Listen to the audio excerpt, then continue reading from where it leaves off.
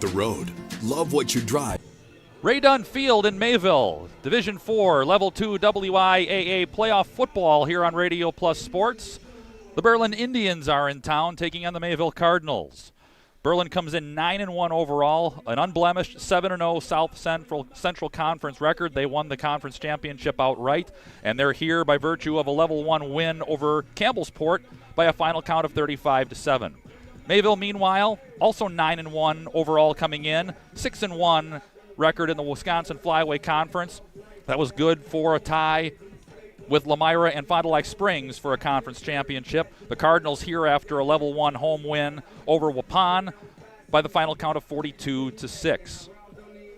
Tonight's game being brought to you by Bernhard Plumbing, Brenda Bruette Coldwell Banker, Holiday Automotive in Fond du Lac, Brock Fleischer Homestead Realty, Mayville Ace Hardware, the Michaels Corporation, Mayville American Legion Post 69, Leroy Meats and Horicon, Mayville Cardinal Storage, Skyline Home Improvements, Mayville Gun Club, Bristol Morgan Bank, Mayville Tire Company, Surefire, Mayville Savings Bank, Keller Structures, Knowles Produce and Trading Company, Metalcraft of Mayville, and Capelli Brothers and Diedrich. Ray Dunn in Mayville, a 3-seed versus a 2-seed. The Berlin Indians, the 3 on the road against the number 2 seed Mayville Cardinals, a matchup in Level 2 of 2 conference champs. Back with more as we work to the top of the hour and kickoff in Mayville after this on Radio Plus Sports. Connect with the road. Love what you drive and where you get it.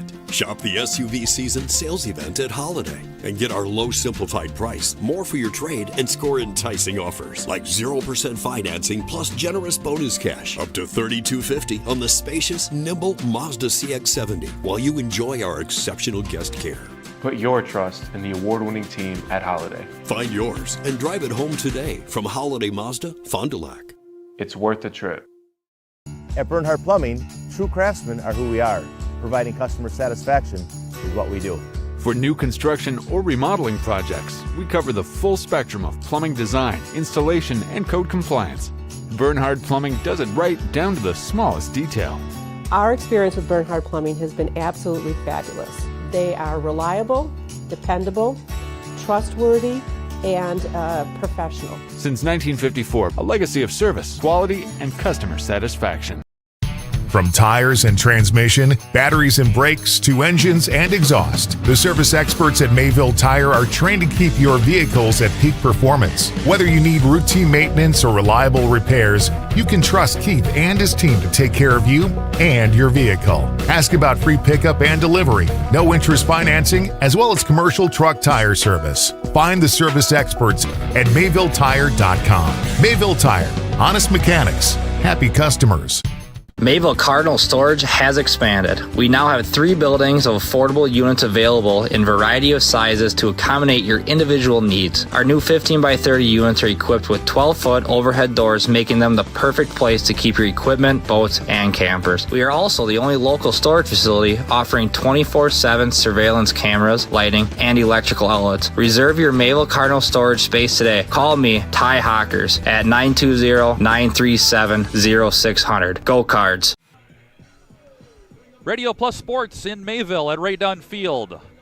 Division 4 Level 2 playoff football tonight. Scott and I, Mike Kurtz, and the crew with you tonight.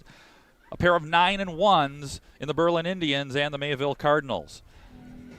Mayville here by a home win, a final count of 42-6 over Waupun. That was another South Central Conference team, the conference that the Berlin Indians come from.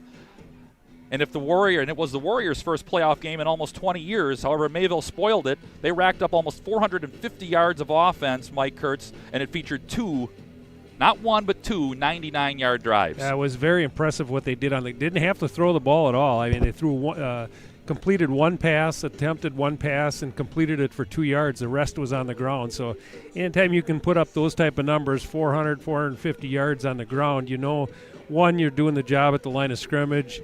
And there was just no need to pass. They just established everything on the ground and pretty much had their way.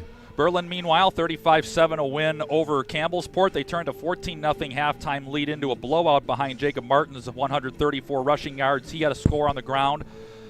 But as far as the end zone, it was Carter Hess, 3 touchdown receptions from him, and he's also the second leading rusher for the Indians. Well, they're going to be this is going to be a matchup that everybody around the state is actually kind of looking at as the game.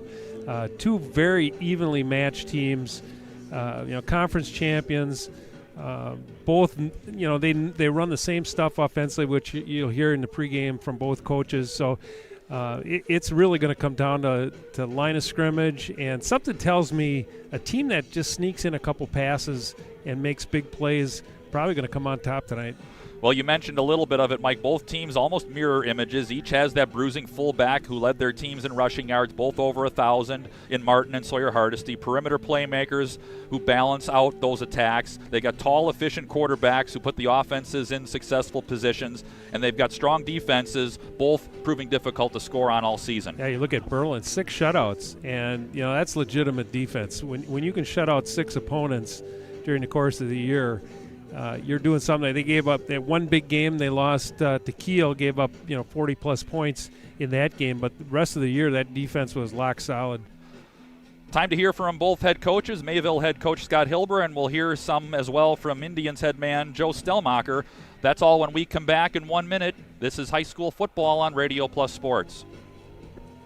Brock Fleischer here with Homestead Realty. I know that buying and selling a home can be stressful. I'm here to help. Are you ready to sell? I have buyers waiting for a home just like yours. Are you looking to buy?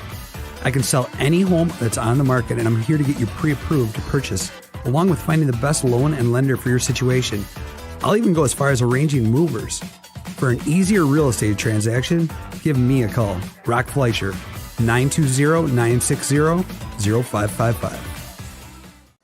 For over 120 years, Bristol Morgan Bank has served central Wisconsin communities. We're still here, not just as your financial partner, but as a community partner. Communities change over time. They grow, your business grows, your family priorities change. This is why, over the years, we've adapted to the needs of our customers, offering digital tools for convenience, scheduling in-person appointments where and when it works for you, designing products to impact your financial future, because that's what community banks do. You're back, and with us now is Mayville head coach Scott Hilber. Coach, start by talking about the game after you got a chance to watch film, your level 1 win over Waupun, and how you felt things went. Starting off defensively, we adjusted our front, which is something we rarely ever do. We certainly haven't done it this year, and we had to do that to try to adjust to their passing game. Their quarterback can make all the throws, and they had some mismatches, so we wanted to make sure we had some safety help on both sides of the field. So we lightened up the front a little bit, dared them to run, and the boys up front, the inside 5, they held up well against the run game, and we were able to secure the perimeters defensively against the pass game.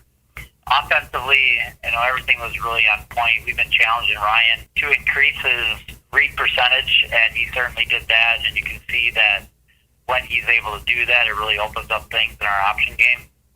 And the line is really bursting off the line, and the backs were continuing to do a great job.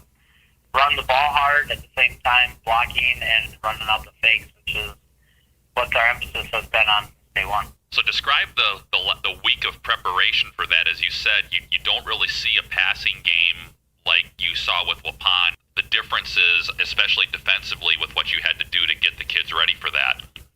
Well, the first thing is personnel, because sometimes you got some athletes who aren't used to playing because they fit the athleticism role, and some kids that are more your bangers, they see less time by sitting the bench. And unfortunately, you also have a defensive tackle who has been starting just about every game, not see a whole lot of snaps because he only went with 3 down linemen.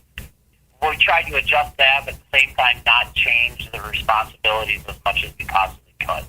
So it looked different, but at the same time, we kept it as similar as we possibly as necessary. And we moved Sawyer from the edge, put him at the inside because he's such a bull, and had him bringing pressure, and kind of gave Owen Sager the free rein to be his crazy bad self that he's done all year on the defensive line, and just kind of mix up the pressures. We knew we had to put pressure on him to get the ball in the quarterback's hands. At the same time, we had to get enough guys back to cover. So we set the challenge, and I think the boys had a good time because we blitzed a whole lot more than we ever do, and I think they enjoyed that. Now you go back to almost maybe what you're more commonly used to with Berlin. Talk about the difference, maybe going back to more of what you've gotten used to more traditionally planning for. What are you expecting to see from Berlin? Well, defensively is kind of like going back and preparing for campus sport. They got big guys on the offensive line, and they have some really good backs. It's uncanny, the similarities between the two teams, like our rushing production, our passing production, our point totals, right down to the measurements of some of the athletes. The quarterbacks are both tall kids. We both have a really tall, tight end type player. The backs are very similar, and that their tailback also starts on their defensive line, just like ours does. It's just really uncanny, the similarities between the two teams. So it's a bit like looking in the mirror. We run very similar systems as well. They run wing P, so do we. Ours looks different than theirs, but it's the same general concept. So it's a lot like preparing for yourself a little bit, which gives you feels as though it gives you some benefits, but they have the same situation. So defensively for them, they are going to go an even front. We haven't seen an even front in quite a while, so we started off our year with that, and yeah, we just kind of get back to it. That was Mayville head coach Scott Hilber. More after this. At Bernhard Plumbing, true craftsmen are who we are. Providing customer satisfaction is what we do. For new construction or remodeling projects, we cover the full spectrum of plumbing design, installation, and code compliance. Bernhard Plumbing does it right down to the smallest detail. Our experience with Bernhard Plumbing has been absolutely fabulous. They are reliable, dependable, trustworthy, and professional. Since 1954, a legacy of service, quality, and customer satisfaction. Get top dollar for your property. Hi, I'm Brenda Barrett of Coldwell Banker Realty, Dodge County's #1 real estate broker. Your property is more valuable than you might realize. We have several qualified buyers waiting for homes, condos, and vacant land to go on the market. List yours with my reputable, award-winning, fully staffed office. Visit BrendaBarrett.com and call me for your free comparative market analysis. Call the office or get me on my cell at 920-382-0779. I thought we had a really good nucleus coming back of players that I certainly thought we could be competitive. One thing that we did have to back in the day, so he knows our program, and Aaron has done such a tremendous job for us at that quarterback position. He's team captain, commands the huddle, gets us in and out, gets every play called correctly. He's everything you want in a quarterback, and being 6'4", 6'5", and being able to see over the top of the line too certainly helps. So he's done a great job. So that was, in the first few games, even the first few practices of fall camp, you knew that he was going to do really well at that position. So that eased some of my nerves going into the season. And then just going into the new South Central Conference, it was a lot of unknowns going in there. What teams do, what teams are, going to be strong, and that made it exciting. Though. It made it exciting for our kids. And so it was, the preparation was a little maybe different going into the year, just without knowing a lot of things. Got an eye-opener week 2 against Kiel. It was a shootout with them. We ended up losing 45-36, I think the final score was. But Kiel is, I think they're ranked number 2 in Division 5 at the end of the year. They're unbeaten still, and we went toe-to-toe with them. So that told us that we could play with the big dogs, but we had to get better defensively. And throughout the course of the South Central Conference play, we gave up 2 touchdowns the whole season. So to say that we've made tremendous strides defensively since that week 2 Kiel game would. You were part of good teams in the early 2000s when you graduated at the end of your dad's run.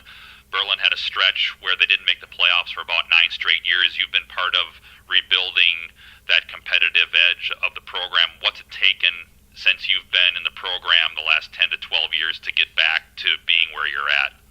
It took time. Our first few years, and I was a novice coach.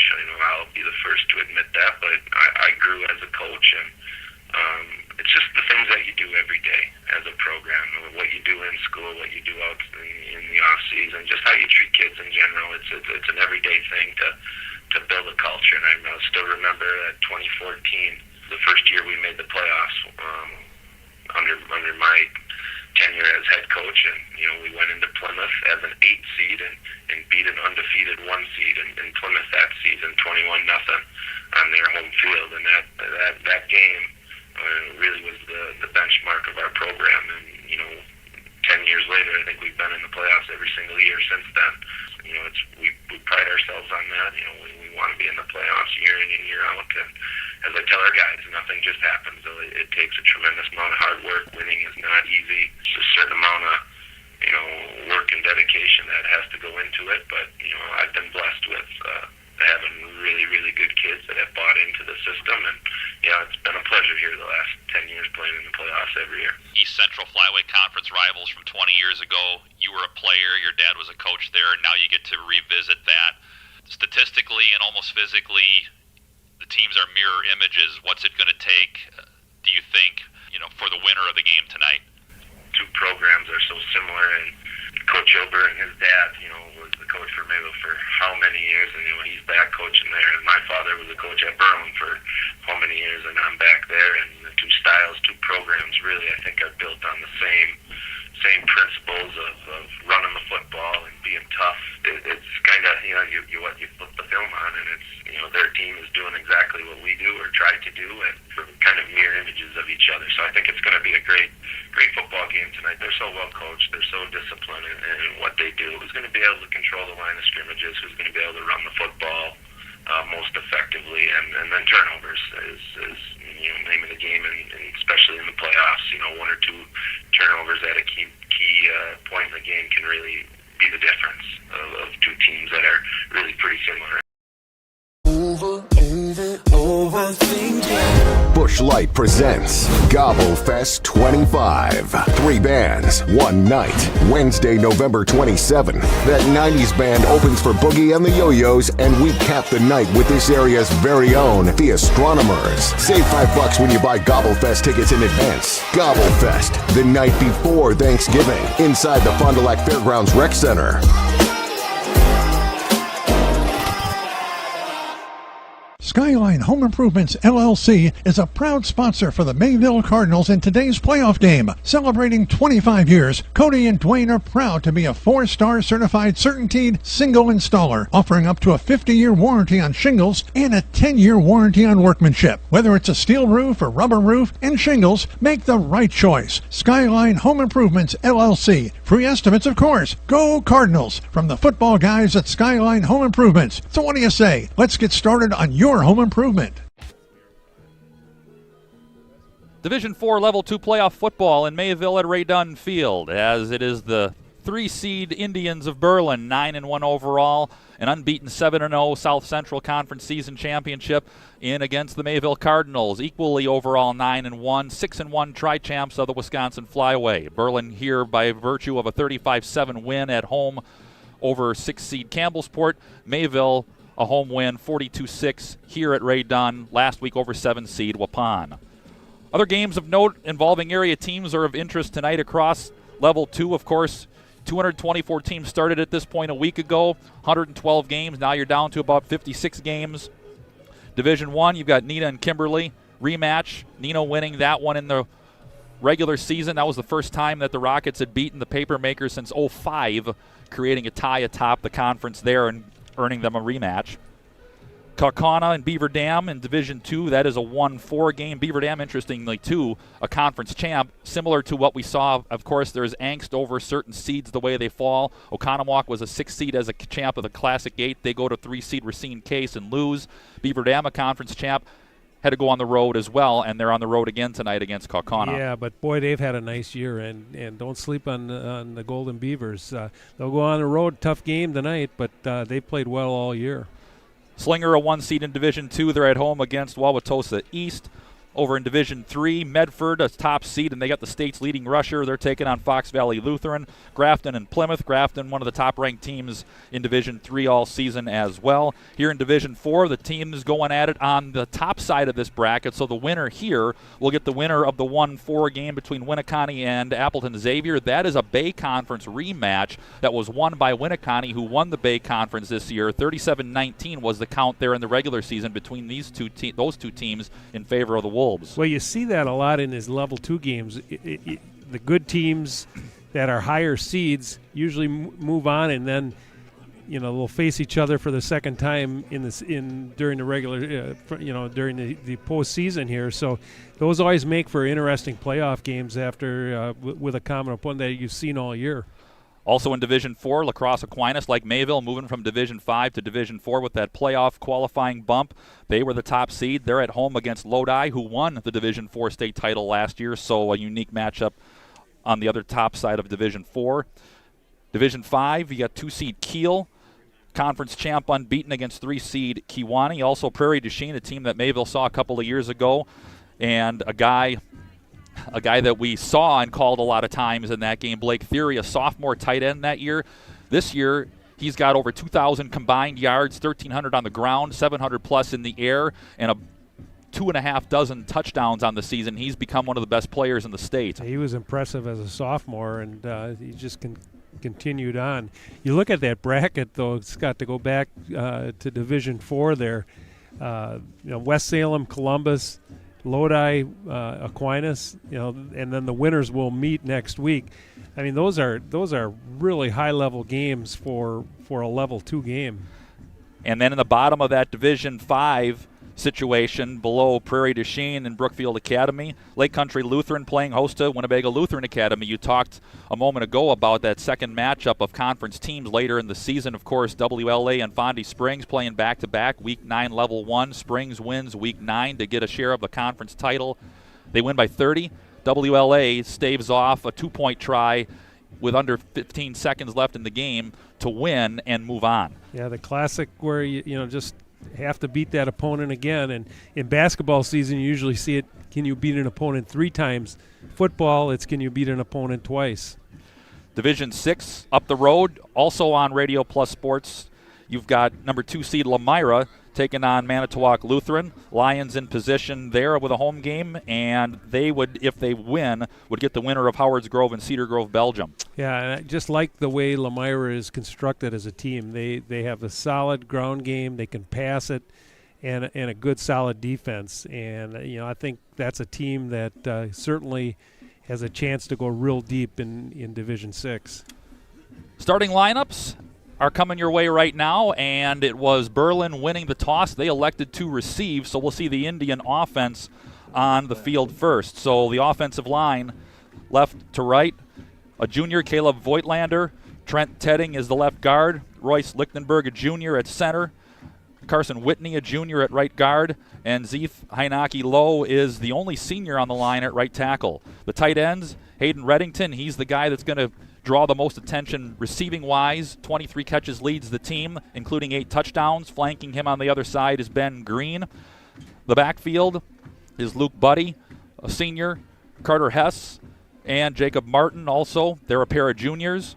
And then the quarterback is senior Aaron Bartle, a converted wide receiver, an all-conference wide receiver last year, as a matter of fact, asked to move into the backfield as a quarterback, and he's had an outstanding season there. Well, what that tells you is that he's an athlete, and when you can move an athlete from one position to the quarterback position and you don't skip a beat, tells you what kind of athlete he is. The defense tasked with slowing that offense down, the 4-4 up front for Mayville. The defensive line, Tate Drinkwine, a junior, Owen Stager, another junior. 8 tackles off the line a game, 5 sacks, leads the team, 15 tackles for loss. Also inside, Kellen Schaefer, a sophomore, and Sawyer Hardesty at defensive end. You saw Hardesty playing right around the football last week in that down line change because of the passing game, and he had himself a nice defensive game. Also the linebackers, Ryan Clark, a senior, Landon Baker, a junior, Parker Elbies, a senior, and Mason Girth, a senior as well, the linebackers. The secondary, Joe Promensberger, a sophomore, Austin Thorson, a senior, and the safety is Joran Schlender. We'll step aside. When we come back, it'll be about time for kickoff at Ray Dunn. A pair of 9-1s, a 2-3 seed game at Ray Dunn in Mayville, the Mayville Cardinals, and the Berlin Indians. Back with more in kickoff after this on Radio Plus Sports. Looking for a change?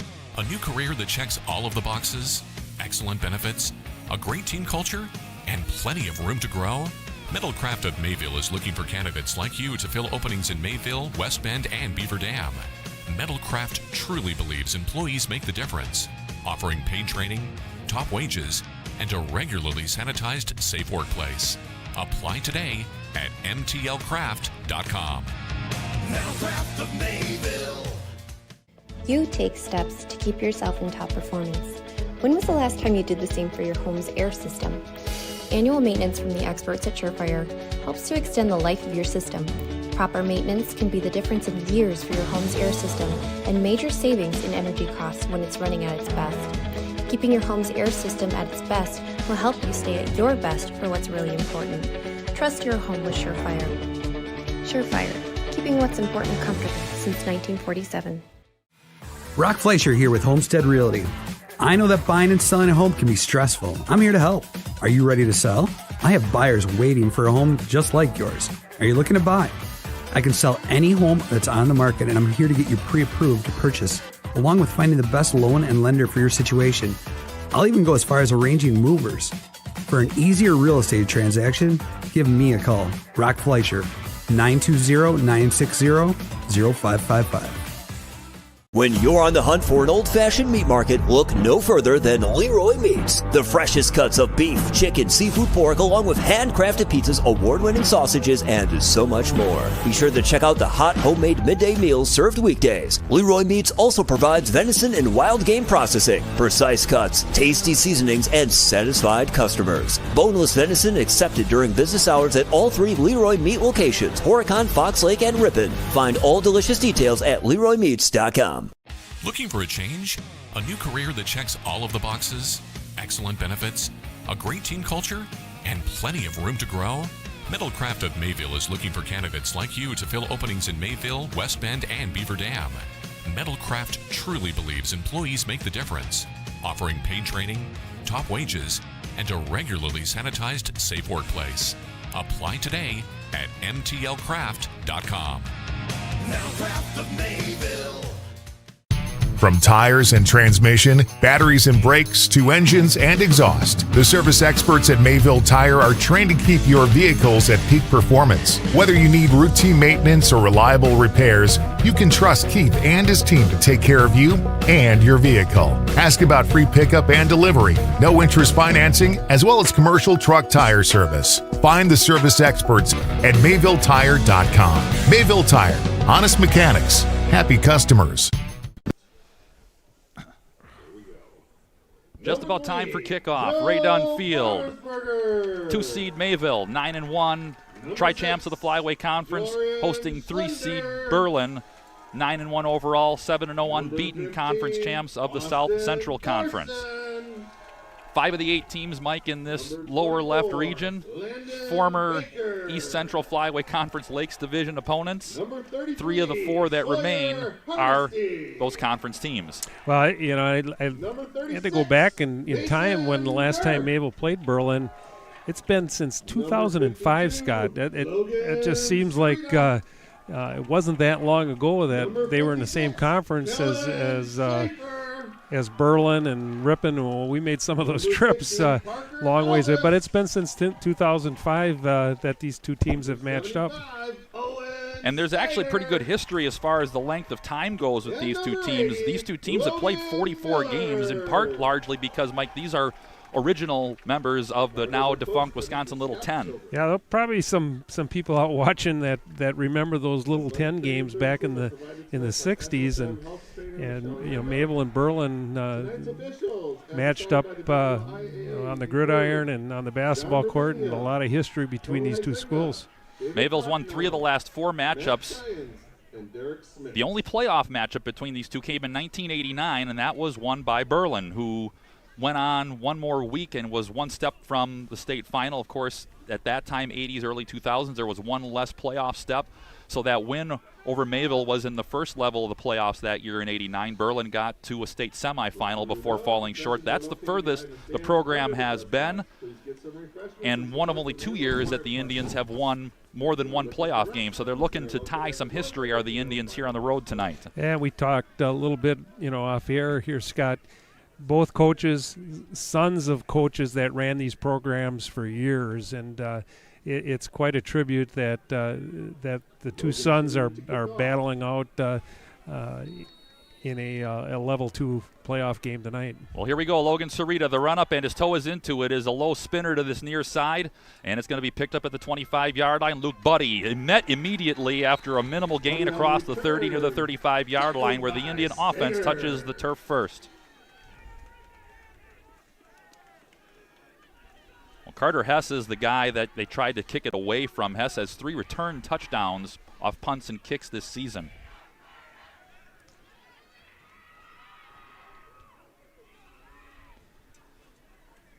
And Aaron Bartle, converted receiver, all-conference receiver at that, running the controls at quarterback. He's completed 44 passes. 15 of them have gone into the end zone. Wing to the right. And they'll send Hess in motion out of the backfield to the left, and they'll give it to Jacob Martin. Hit immediately, maybe a yard, no more. The hole closing quickly.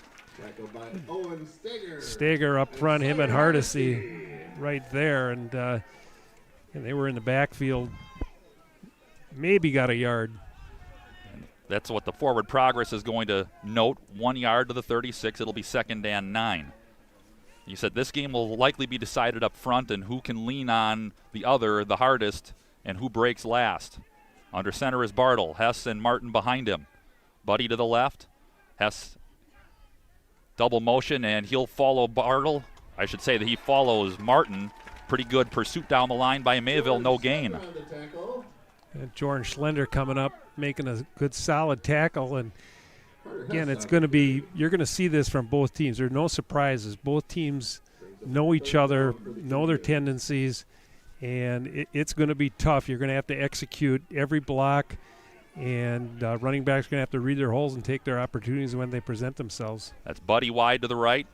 Hess and Martin behind Bartle on 3rd down and 9. He fakes, he rolls right. Pressure backside, steps, throwing on the run. Diving catch, and he made it. Excellent job. That's Hayden Reddington into Mayville territory. Yeah, pretty good coverage. That's just a great throw and a better catch. I mean, he laid out for that. And a big 3rd down pickup. 21 yards to Reddington.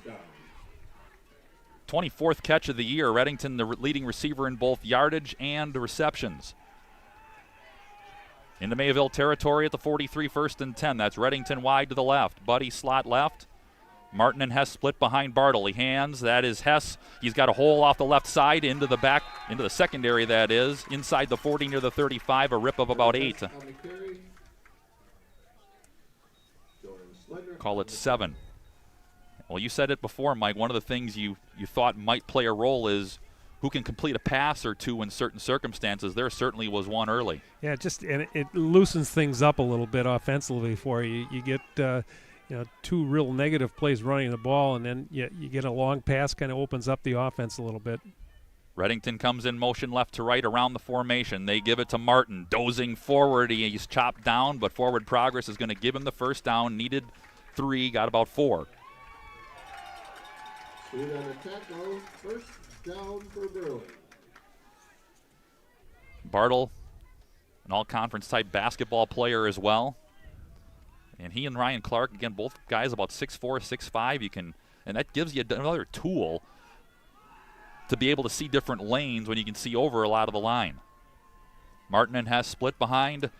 Bartle under center. Buddy wing to the left. At Buddy in motion, they fake to him, kind of misdirection, and Hess hits a scrum, going nowhere, maybe lost a yard. He did, 2nd and 11. A good push up front again. Cardinals doing a nice job at the point of attack, getting into the backfield. Hess, nowhere to run. You put Hess and Martin's yardage totals together, you got a 2,000-plus yard back as it's balanced pretty well, and it's kind of a little bit like that Thunder and Lightning deal. Hess, the shifty guy who can get in the open field and hurt you and can catch it out of the backfield. Martin's the hammer. Double tight, 3 aligned in the backfield. And they give it Hess again. Hess thought he saw a hole, spins off a backfield tackle, drives forward, should have had nothing, squeezed about 2 out of it, sets up 3rd and long.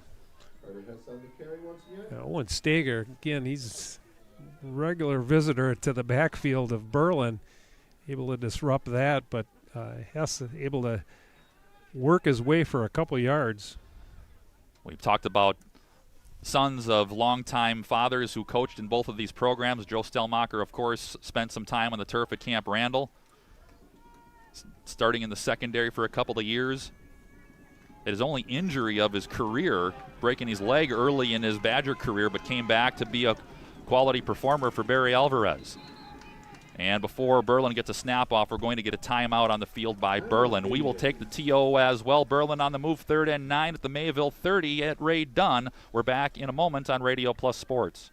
Mayville Cardinal Storage has expanded. We now have 3 buildings of affordable units available in variety of sizes to accommodate your individual needs. Our new 15 by 30 units are equipped with 12-foot overhead doors, making them the perfect place to keep your equipment, boats, and campers. We are also the only local storage facility offering 24/7 surveillance cameras, lighting, and electrical outlets. Reserve your Mayville Cardinal Storage space today. Call me, Ty Hawkers, at 920-937-0600. Go Cards.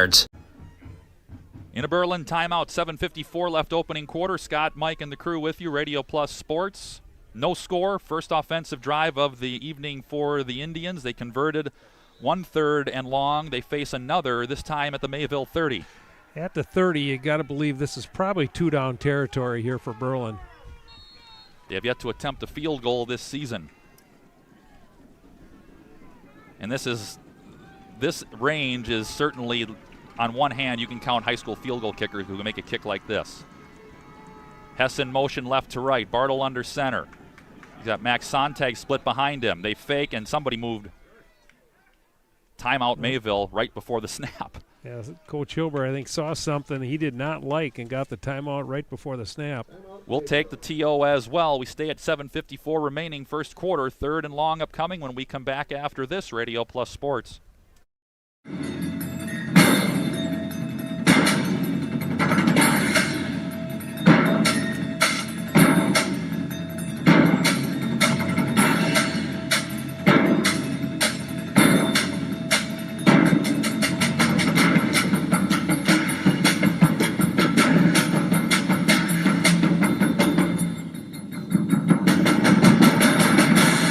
Keller, building trust since 1960. Back-to-back timeouts, the first by Berlin, this by Mayville. We're at 7:53 left, opening quarter.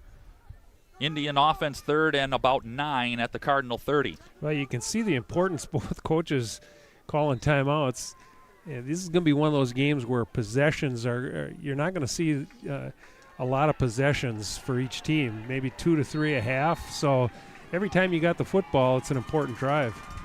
That's Buddy wide right, Hess slot left. Bartle out of the shotgun. He'll bring Hess in motion out of the slot left to right. Martin to his right. The snap to him rolling right. Looking backside, waiting. It doesn't open. Bartle under pressure. Sidesteps one man. Through another arm tackle. Now he's got green space. He's got the first down inside the 20. Escorted out of bounds at the 15. Cardinals had it sniffed out. Bartle, the athlete, makes it happen. He made a miss about the 29-yard line. Couple arm tackles, and that's not going to get it done against an athlete like that. 14 yards, and they move the chains again. Cardinals that close to sniffing it out, and the Indians go no huddle. Reddington left.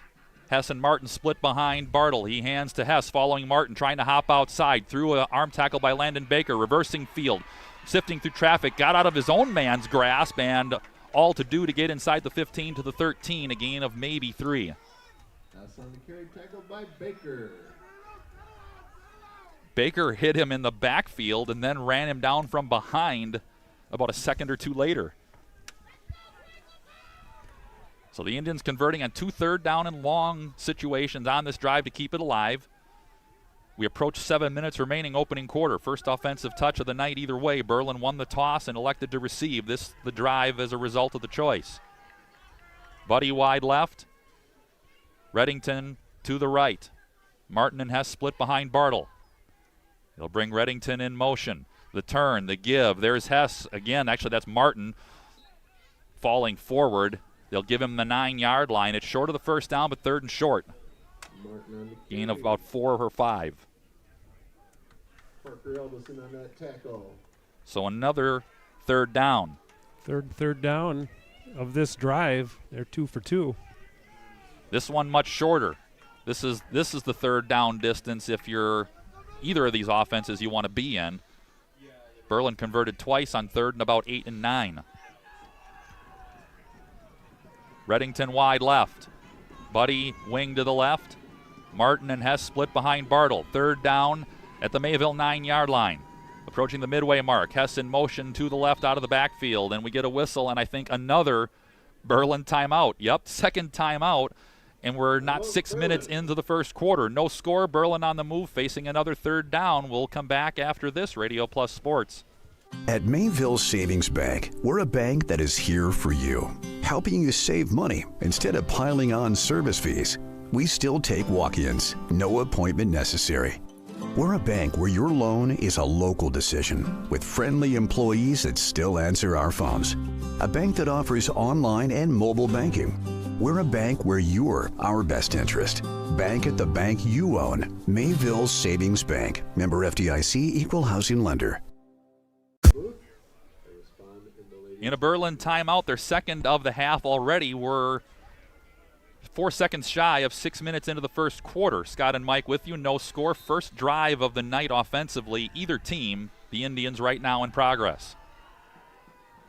Again, further highlighting the importance of possessions. Again, each team total, you might see maybe 6, which is about what both teams had a couple of weeks ago when Lamira was here in Week 9. Well, this drive already 6 minutes old, and they've burned off half the quarter. Reddington wide left. Hess and Martin split behind Bartle. Buddy wing to the left. Movement up front. Mayville's going to give it to him. Offsides Mayville.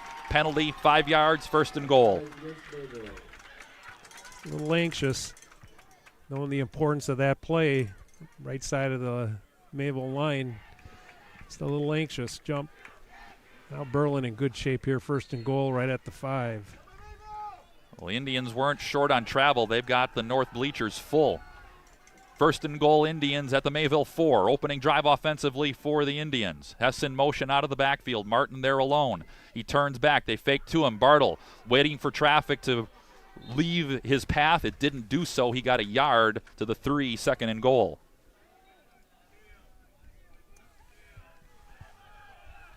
They go no huddle. They're going quick. So they will go quick. Reddington to the right. Bartle under center. He turns. He pitches. Martin. Backfield pressure. He goes down. Parker Elbis all over him. He really jumped in there. Made his blocker miss, and he went right for the ball carrier. That's a big play on second down. It looks like we've got an injury timeout. A Berlin player is down. They're going to say it's a loss of 1. So we'll keep it here for a moment at least. 5.5 left, opening quarter, no score. First offensive drive here for the Indians. Again, they won the toss and chose to receive, so Mayville will start the second half with the football. But again, we've seen some games in the last few years, Mike, that have involved Mayville where the possessions on offense have been tight, 5 to 6 a game. Well, you remember that Aquinas game 2 years ago, the state championship game, and it just – you had the ball. Your best defense was your offense because you kept the other team off the field. This drive already for Berlin, 13 plays covered. It started at the 35-yard line, so it's covered about 60 yards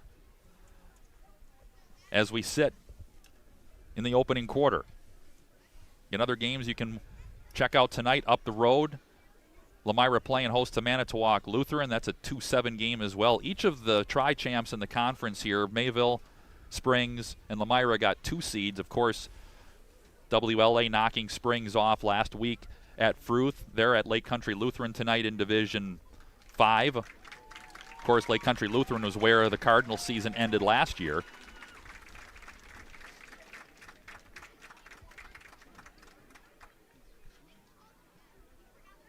It looked like Hess was slow to get off the field, so he'll have to come off at least a play. So again, Carter Hess has had a big hand in this drive. 4 carries, 13 yards. And he's kind of that lightning to Jacob Martin's thunder. Those two guys combined rushing coming in over 2,000 yards. So here we go, third and goal, should say. Third and goal from the 4. Rolling is Bartle. He's got his man wide open. Touchdown, nobody cover Reddington, and the Indians finish the drive. Yeah, Austin Thorson slipped on the cut, and then it was just a quick pitch and catch for the touchdown. 14 plays, 65 yards, and almost 7 minutes off the clock, and the Indians strike first here at Ray Dunn. Impressive drive. They threw the ball when they had to, and you can see they're offensively how diverse they are with an athletic quarterback. So Hess is back in. He'll hold. Here's the kick. Buddy's kick it is high. Is it going to get over the crossbar is the question. It did. It did. It leaked over the crossbar. So with 5:16 left in the opening quarter, Berlin 7, Mayville nothing. Back in a moment on Radio Plus Sports. Busch Light presents Gobble Fest 25. 3 bands, 1 night. Wednesday, November 27. That 90s band opens for Boogie and the Yo-Yos, and we cap the night with this area's very own The Astronomers. Save $5 when you buy Gobble Fest tickets in advance. Gobble Fest, the night before Thanksgiving, inside the Fond du Lac Fairgrounds Rec Center.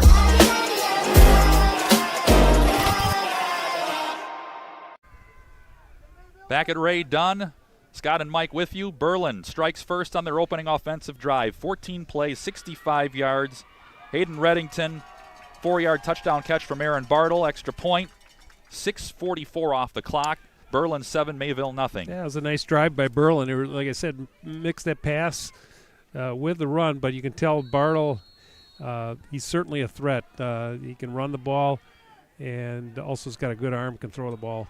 Short, high kick. Mayville's going to get pretty good field position. Devin Wendorf, one of the up men, fields it, and just shy of the 40 he is. The game on top here, the winner of this game gets the winner of Winneconne and Xavier. Late in the first quarter there, Winneconne with the 7-0 lead over Xavier. Hey, you look at that drive, Scott. Berlin burned almost 7 minutes off the clock, and they come away with a touchdown. Couldn't have scripted it any better. So Mayville from the 38-yard line will try and answer. Similar field position to where the Indians started. Ryan Clark under center at quarterback. He sends Landon Baker in motion. The handoff to the hammer, Scheuer Hardesty bounces off right guard, slithers forward across the 40 near the 42, maybe the 43, a gain of 5. So those are the backs. Jordan Schlender also in the backfield. Austin Thorson, Logan Miller the ends. Bennett Schellinger, Logan Sarita, Jerry Bromley, Weston Teeters, and Owen Steger, the offensive line. We'll get you the defenders for Berlin in a moment. It'll be Thorson to the bottom of your screen left. Hardesty the lone back, Schlender left. In motion comes Baker left to right. Again, handoff. Hardesty runs into traffic in the backfield, refusing to go down, driving into Berlin territory to the 49-yard line. That's a first down. That's just straight ahead power football by Sawyer Hardesty. 8 yards and nothing fancy. Maybe it'll just come at you. Last week they were very effective. They'd pound Hardesty, but then occasionally Ryan Clark would pull that ball out, and he found himself a lot of running room on some of his touchdown runs last week. The down 4 for the Indians, Hayden Reddington, Carson Whitney, Jacob Martin, and James Paskey. The linebackers, Luke Buddy, Xander Beck, and Max Sonnentag. We'll get you the secondary in a moment on 1st and 10, Mayville from the Indian 49. And the handoff, Hardesty right side. Big hole, getting through traffic inside the Indian 40. Tripped up as he falls to the 35-yard line. Gain of about a dozen, another first down. Yeah, Mayville taking care of business up front. Big holes for Hardesty to run in. So 2 carries on the last 2 touches for Hardesty for 20 yards and a couple of first downs. The secondary, Julian Bussey and Cale Bending are the corners. Carter Hess and Aaron Bartle are the safeties. Cardinals trying to answer that long Indian drive. They're quickly into Indian territory at the 37, 1st and 10. Thorson to the left. Baker and Schlender wings right to the left. The handoff on the sweep. Baker has room to the outside, turning the corner, spun out of bounds by Buddy, shy of the 30. They're going to mark him at about the 31-yard line. Gain of about 7. Call it 6 for Baker. Soften the middle, try and get outside. We're ticking to 3. They've marked the clock stop on the out of bounds. 3:27 remains opening quarter. First offensive touch here for the Cardinals, down 7. Is that called an equipment malfunction? Looks like a shoe. See, that's the difference with football. You got all that tape on and such. Tying a shoe is a whole different ordeal. And tying it with gloves. Everybody's got gloves on nowadays.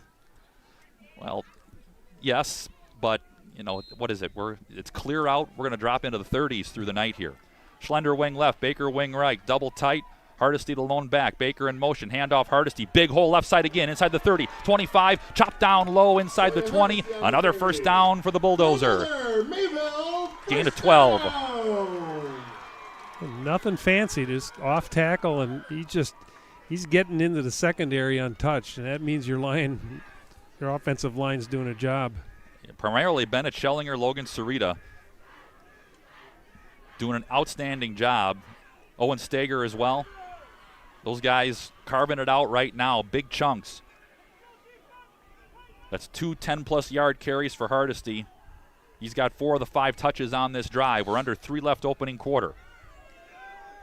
Brett Seiler in wing right. That's Schlender wing to the left, Merritt wide left. Baker short motion, handoff Hardesty. Got through a leg tackle in the backfield, driving forward down near the 15-yard line, gain of about 5. He had 5, and the initial contact was at the line of scrimmage.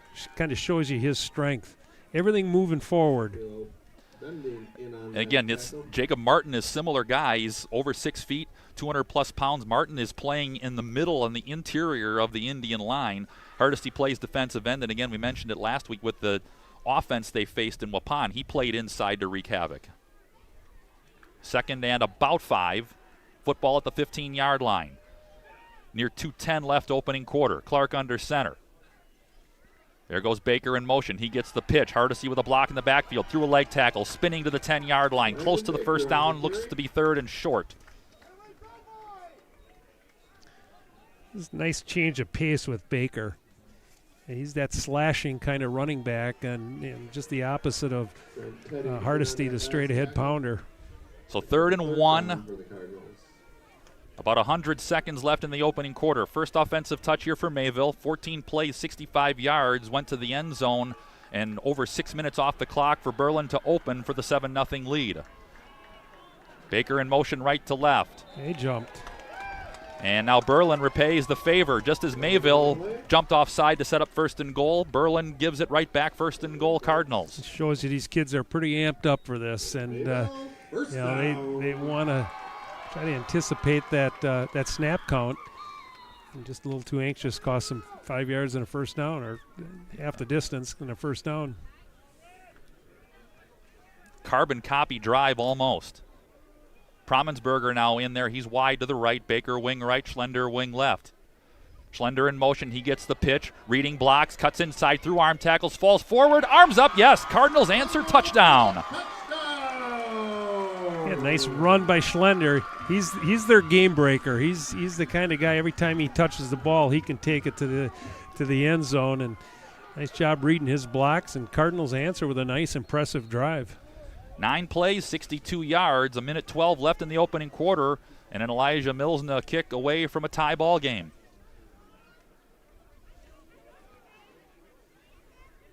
Lines down, the hold clean, placement, kick is away. This one plenty of distance, and we're knotted. 7-7, $1:12 left at Ray Dunn in the opening quarter.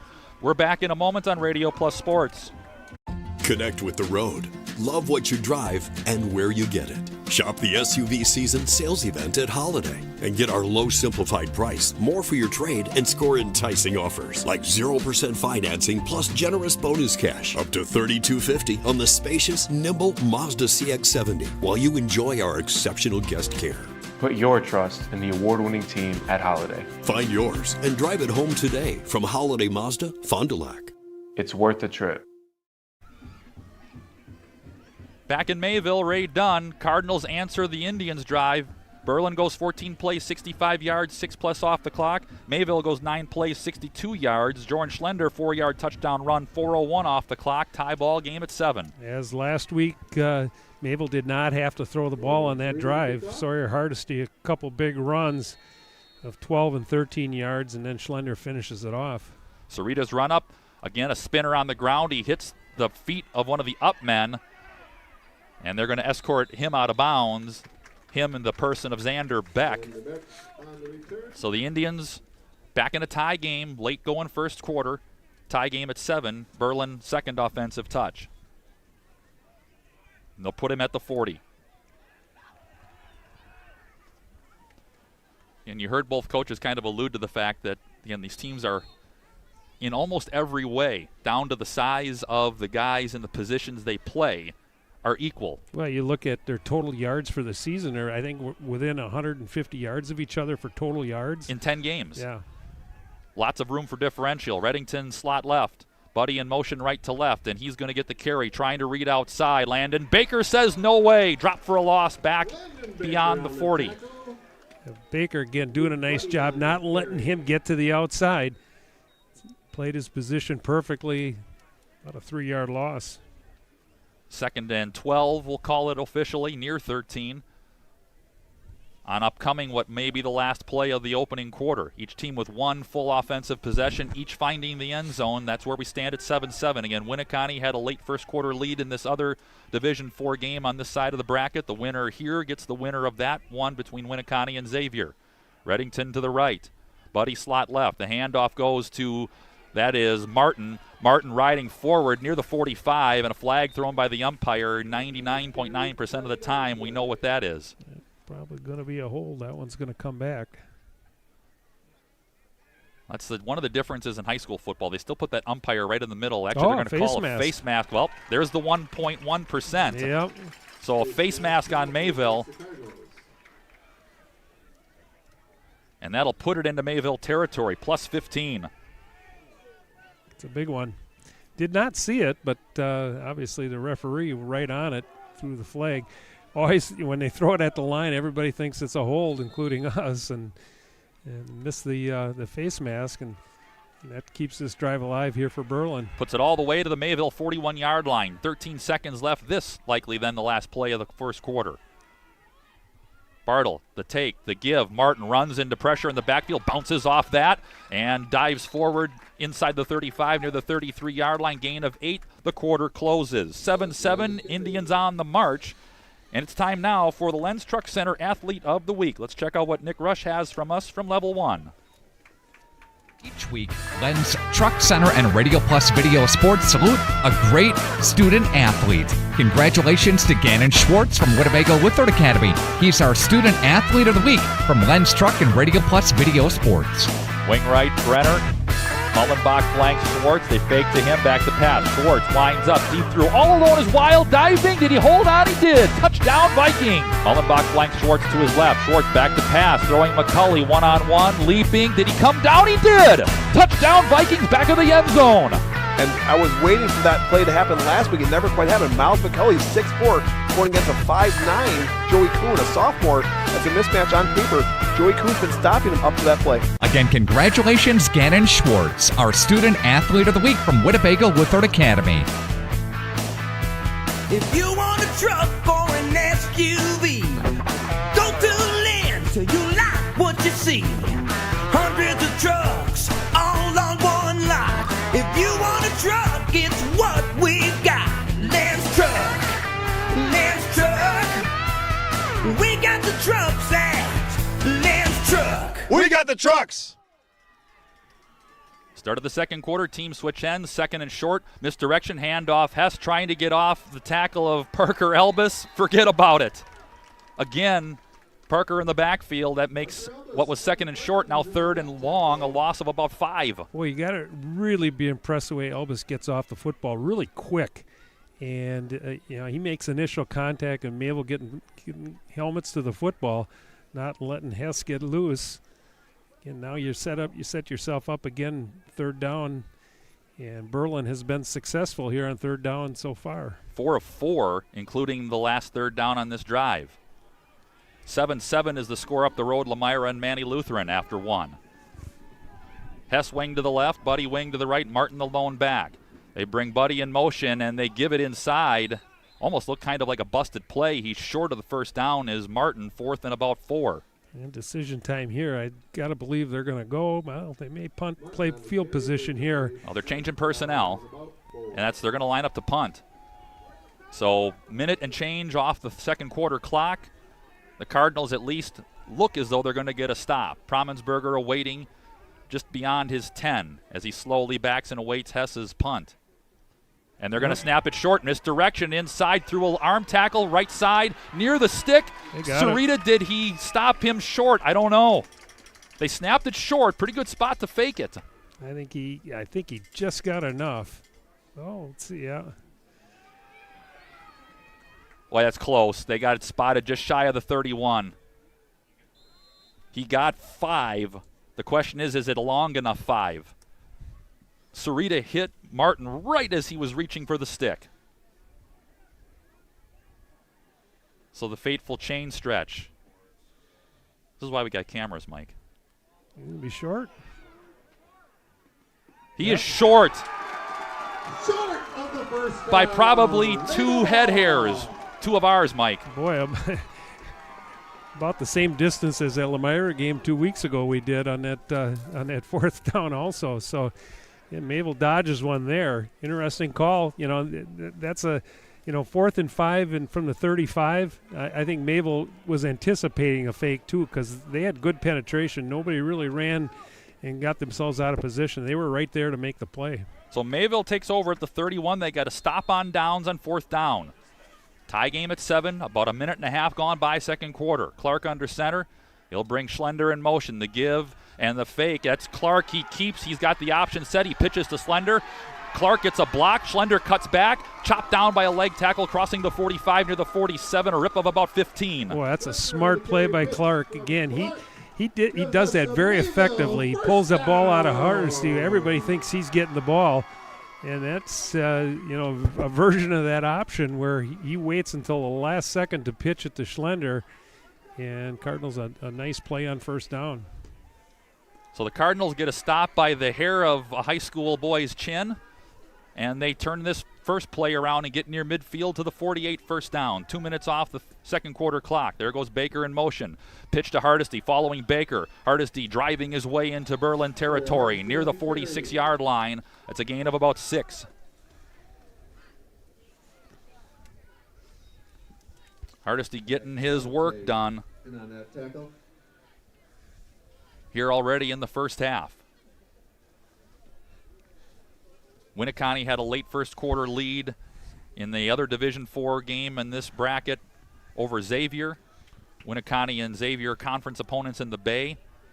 There goes Schlender in motion. The give to Hardesty through backfield traffic, refusing to go down, driving through arm tackles inside the 40 near the 39-yard line. Gain of 8. Move the chains again. Again, Mayville's line, actually really both sides of the ball right now, they have really done a nice job.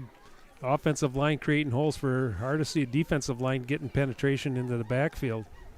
Well, the last 8 games, we said it off the top, Berlin had given up 2 touchdowns in all of South Central Conference play. They gave up 1 score to Campbellsport last week, so 3 scores in the last 8 weeks. The handoff, there's Schlender, slips in the backfield, following his line forward, and he is scrummed under at about the 35-yard line, gain of 4.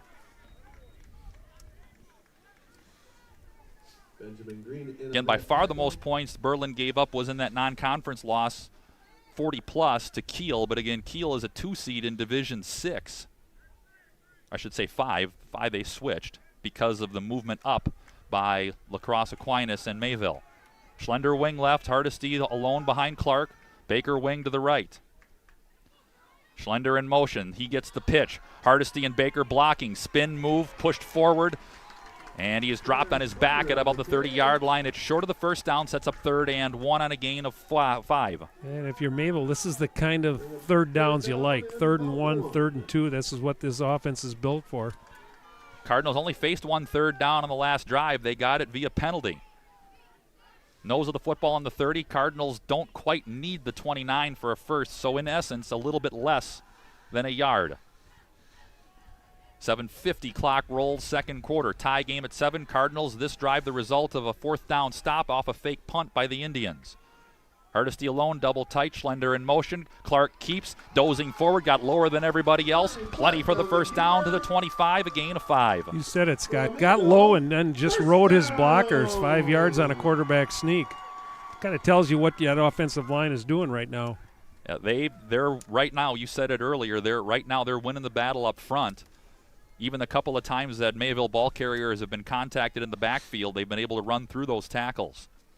Cardinals 1st and 10, second touch offensively.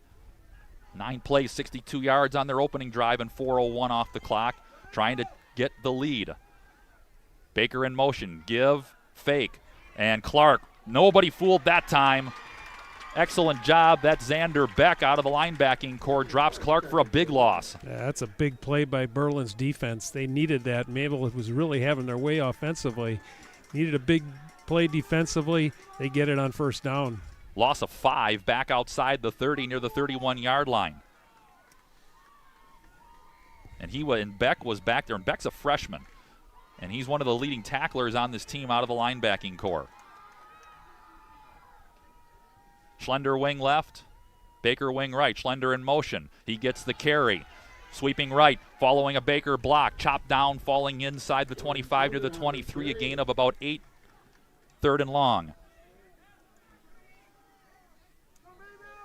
So 3rd and about 9. Inside the 25. You got to think this is two downs here to get 9 yards. That's Brett Seiler into the offensive huddle. He'll deploy wing to the right. Schlender wing to the left. Thorson wide left. Hardesty alone behind Ryan Clark. 3rd and about 9, back at the 24-yard line. Seiler in motion. Clark fakes, throw into the flat. Caught, flag in, immediate tackle by Bartle. Maybe a 2-yard gain, but let's check the yellow.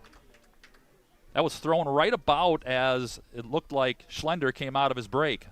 Sure if there was maybe a defensive hold. No, a hold on Mayville. They're going to call it on Mayville. Offensive hold, yeah. See what Berlin does here. Decision time. Do you make it 4th and 9, or you take the penalty and make it 3rd and... Well, the pass was complete. Yeah, they're going to take the penalty. Yeah. Because what that means then, yes, even if it's 2-down territory, it still means to put it in a manageable position. Cardinals need a much larger chunk because this penalty is going to put it back at the 34. 5:40 clock rolls, 2nd quarter. Tie game at 7. Schlender and Thorson to the right. Sawyer Hardesty alone behind Clark. Baker wing to the right. 3rd and long. Fake the handoff. Back to pass. Screen. Caught by Schlender. Through one-arm tackle. Falls forward. Gets back to what was the original line of scrimmage. Inside the 25 near the 23. So a gain of about 12 sets up 4th and 8. Well, it gives you a shot on 4th down. A nice little pitch and catch with Schlender across the middle trying to see if he could break one. A nice job by Berlin keeping him contained. First big 4th down here of the football game. So we tick the 5 minutes left, 2nd quarter. 2nd drive here offensively for Mayville. They face a 4th and 8. Thorson wide right. Schlender slot right. Wing right Baker. Lone back Hardesty. Clark under center on 4th down. Back to pass. Rolling right. Has time. Steps. Throws. Caught. Stepping out of bounds is Schlender. Did he get enough? It's right near the stick, but if they mark him out inside the 15, he's got it. It looks like the stick is just short of the 15 from the far side. Yeah, he's going to be short. It's one of those where you just... It's a first. Oh, they got it. Okay.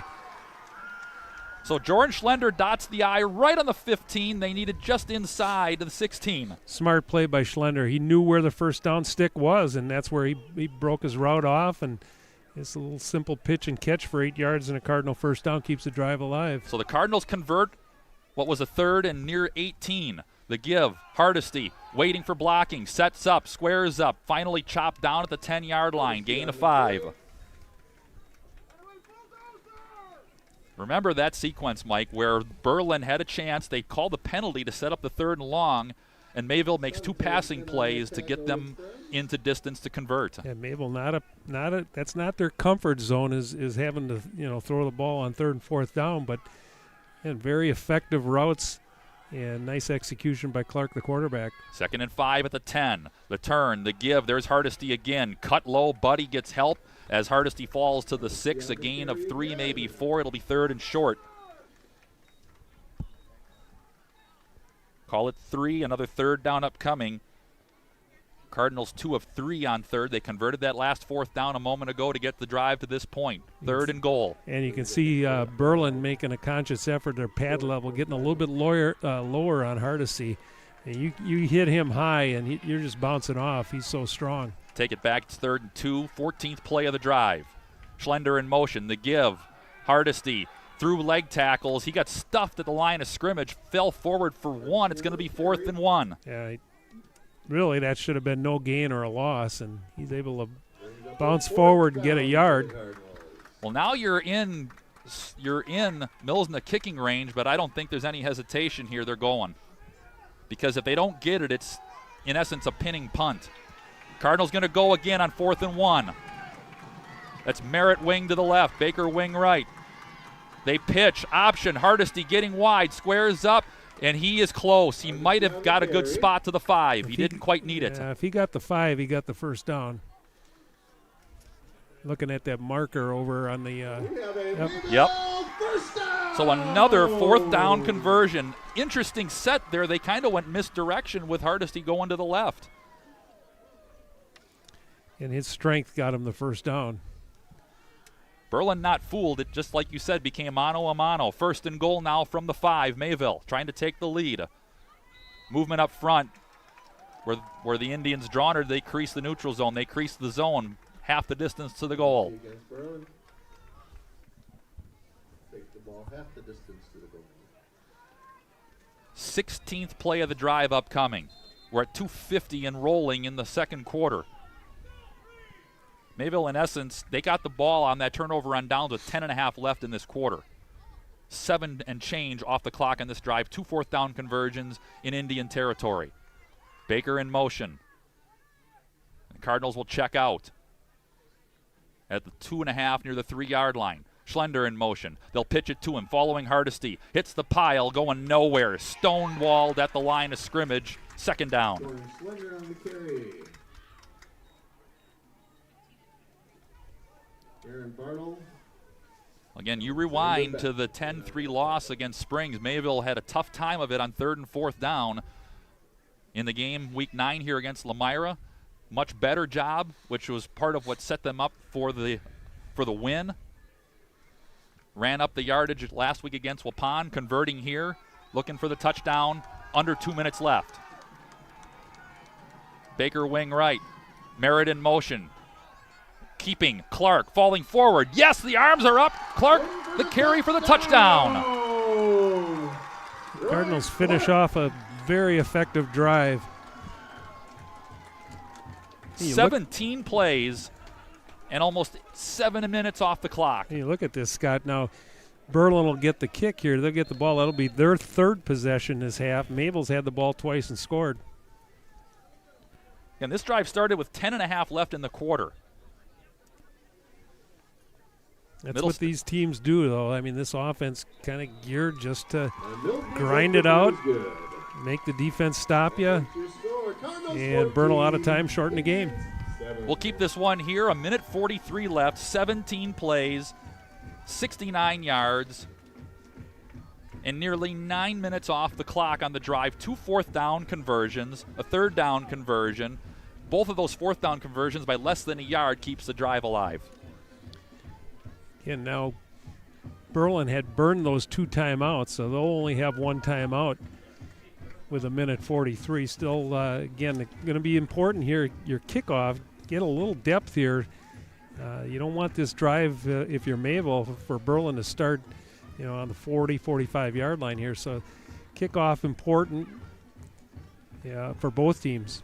Well, and you're kind of between a rock and a hard place. Not only that, but you don't necessarily want to give Hess a chance to get in the open field either. He's got 3 returns for touchdowns on kicks this season. Well, watching Mayville, during the year here, they, kickoff, Cerrito will put it on the ground, and that's how they'll cover their kickoffs. So here's the run-up after Mayville grabs a lead. This is a low spinner, and it'll come up to Hess on 1 bounce at the 20. Right side 30. 35 up the sideline, stays on his feet, slipping down near the 40-yard line. So 1:37, 1 timeout left, and the Cardinals up 14-7. Indians back with it for the 3rd time.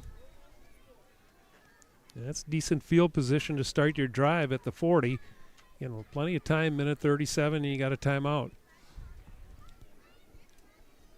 So again, this is only the 3rd offensive touch for the Indians of the first half. That Lamira game, again, Mayville had 6 possessions, not including the kneel downs that ended the game after the Cardinal defense got a 4th down stop to turn the Lions over. Reddington left. Hess hops out of the backfield wing to the right. He'll come back in motion around Jacob Martin. The give is to Martin, middle of the line, buried, going nowhere. Parker Elbis, Owen Steger among those in there. They'll give him forward progress of a yard. Steger and a bunch of other Cardinals. And the Indians are going to huddle here yet. The clock will tick. 2nd and 9, 41-yard line, the spot. Second quarter action, 7-7 up the road. Lamira, Manny Lutheran. That's a 2-7 game. We're going to get a whistle and a Mayville timeout. We'll take it as well. $1:12 left, first half. Ray Dunn, Cardinals 14, Indians 7. Back with more after this on Radio Plus Sports. The Mayville Gun Club proudly supports high school athletics. The Mayville Gun Club is open to the public and welcomes you to enjoy their facilities. Whether you want to sharpen your skills or spectate, you'll love the beautiful clubhouse overlooking 50 wooded acres filled with wildlife. You're sure to appreciate the gorgeous views, along with trap, skeet, and sporting clay course. For all upcoming event information, league details, and listing of membership benefits, visit MayvilleGunClub.com. The Mayville Gun Club, where enjoyment comes naturally. Late going first half, Mayville timeout, their second of the half. Scott and Mike and the crew with you, Radio Plus Sports. Cardinals 14, Indians 7, 2-3 seed game, WIAA Level 2 Division 4 playoffs. Indians, this is only their third offensive touch. They burned 2 timeouts on their opening drive, which covered over 6 minutes. It ended in the end zone. Their second drive was stopped by a nose hair on 4th down. Cardinals turned that drive into a near 8-minute touchdown drive, converting 2 4th downs and a 3rd down on their way to it. And they lead at 14-7. 2nd and 9, 41-yard line, Indian territory when we get back to action. Out of the shotgun now, Bartle. He's got Martin to his left. He'll bring Hess in motion out of the slot, and they pitch it to him, waiting for blocking to set up. Through an arm tackle at the 35, chopped down at the 45. That was Middlestad making what could have been a tackle to save a big gain. Yeah, good fundamental tackle there, and you get him in the open field, anything can happen. Gain of 6, and that goes down as a pass. Even though it looked like a basketball pass, again, that's technically a pass, so Bartle with a completion.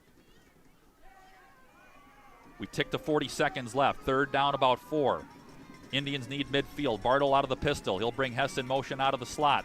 And they give it to Martin. Head of steam, runs into a wall of red. He's short of the first down at the 49-yard line.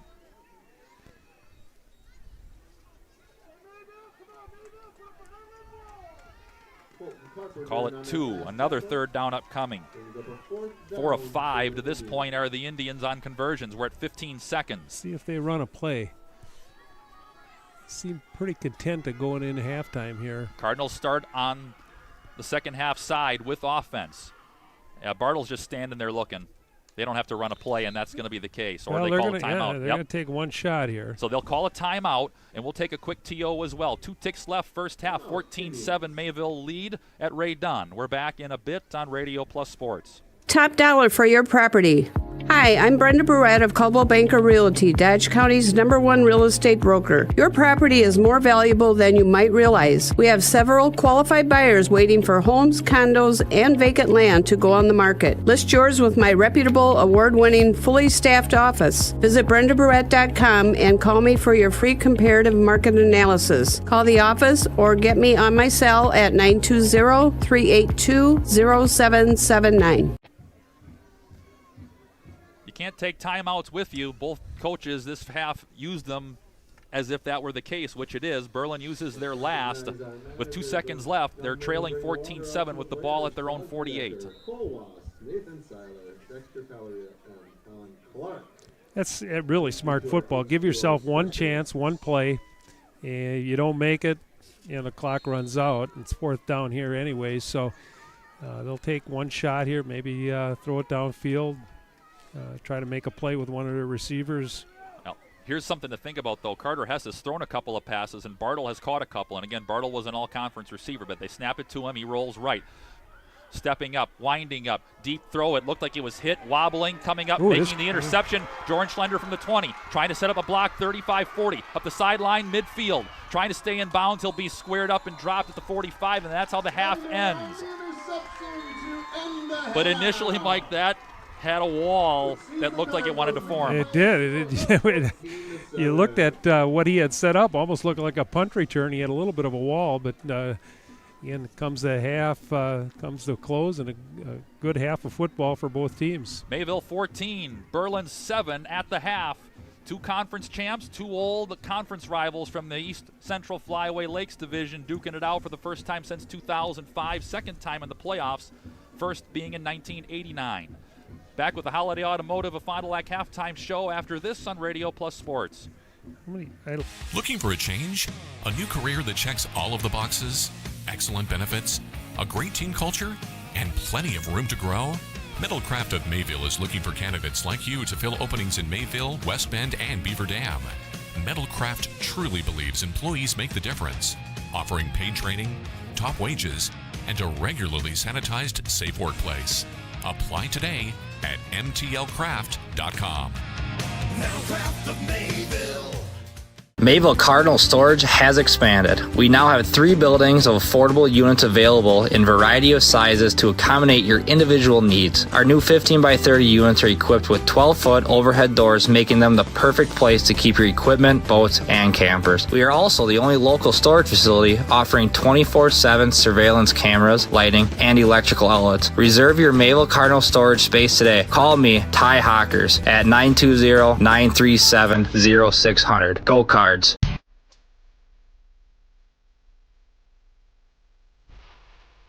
This is my first corporate job. The office atmosphere is really nice. I've made a lot of friends this summer and a lot of people I want to keep being friends with. Best part of my job is probably some of the people that I was able to work with and collaborate with on jobs. Also, accessing their knowledge is a key part in my growth as a person, and then also in my career field. Michael's has just a really good reputation in the community as well as throughout our country. It's a really well-known company and they do a lot of work, and I thought it'd be a great place to start, and it really was. Some of the daily tasks are resetting people's passwords, helping them get into their computer, making sure they have the certain software they need, all the licenses for it. Legal laws and how we apply that in the workplace, and if other sites are following these laws. So we make sure that other departments are compliant. With analytics, a lot of it is data integrity. Permits, I've done spill plans, I've done environmental protection plans, and I think that'll be really useful for my future careers. The best knowledge is experience. Work hard at what you do and keep putting the time in, because the little skills are the ones that take you a long ways. Be open to everything, ask all the questions, absorb everything. I mean, that's the point of internship is to learn everything, and I strongly encourage just asking those questions and taking a deep dive.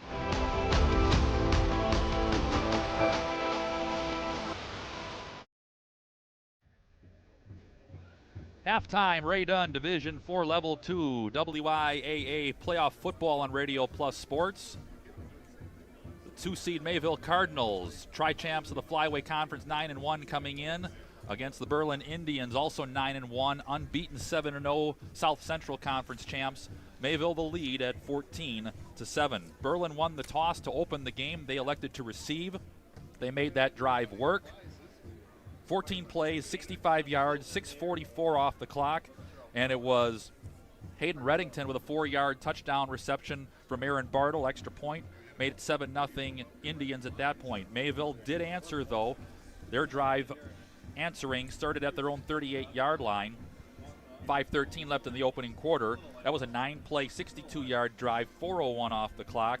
It was Jordan Schlender into the end zone on the tote from 4 yards out. Elijah Milsna's extra point at that juncture made it 7-7. Berlin then on the take goes back from their own 40. They get into Mayville territory, and then on 4th and about 4, they go with a fake punt on a double handoff. Jacob Martin is stopped inches or less short of a first down by Logan Sarita. On 4th down, Indians turn it over there. Cardinals then take over at that point from their own 31. They soak 8 minutes and change off the clock, run 17 plays, cover 69 yards, and Ryan Clark burrows in from 3 yards out. Extra point with a minute 40 or so left in the first half, made it 14-7, and the half ended with Aaron Bartle throwing a wobbly interception from near midfield that Jordan Schlender returned about 30-plus yards to end the half. We'll continue with more on the Holiday Automotive Halftime Show after this on Radio Plus Sports. From tires and transmission, batteries and brakes, to engines and exhaust, the service experts at Mayville Tire are trained to keep your vehicles at peak performance. Whether you need routine maintenance or reliable repairs, you can trust Keith and his team to take care of you and your vehicle. Ask about free pickup and delivery, no interest financing, as well as commercial truck tire service. Find the service experts at MayvilleTire.com. Mayville Tire, honest mechanics, happy customers.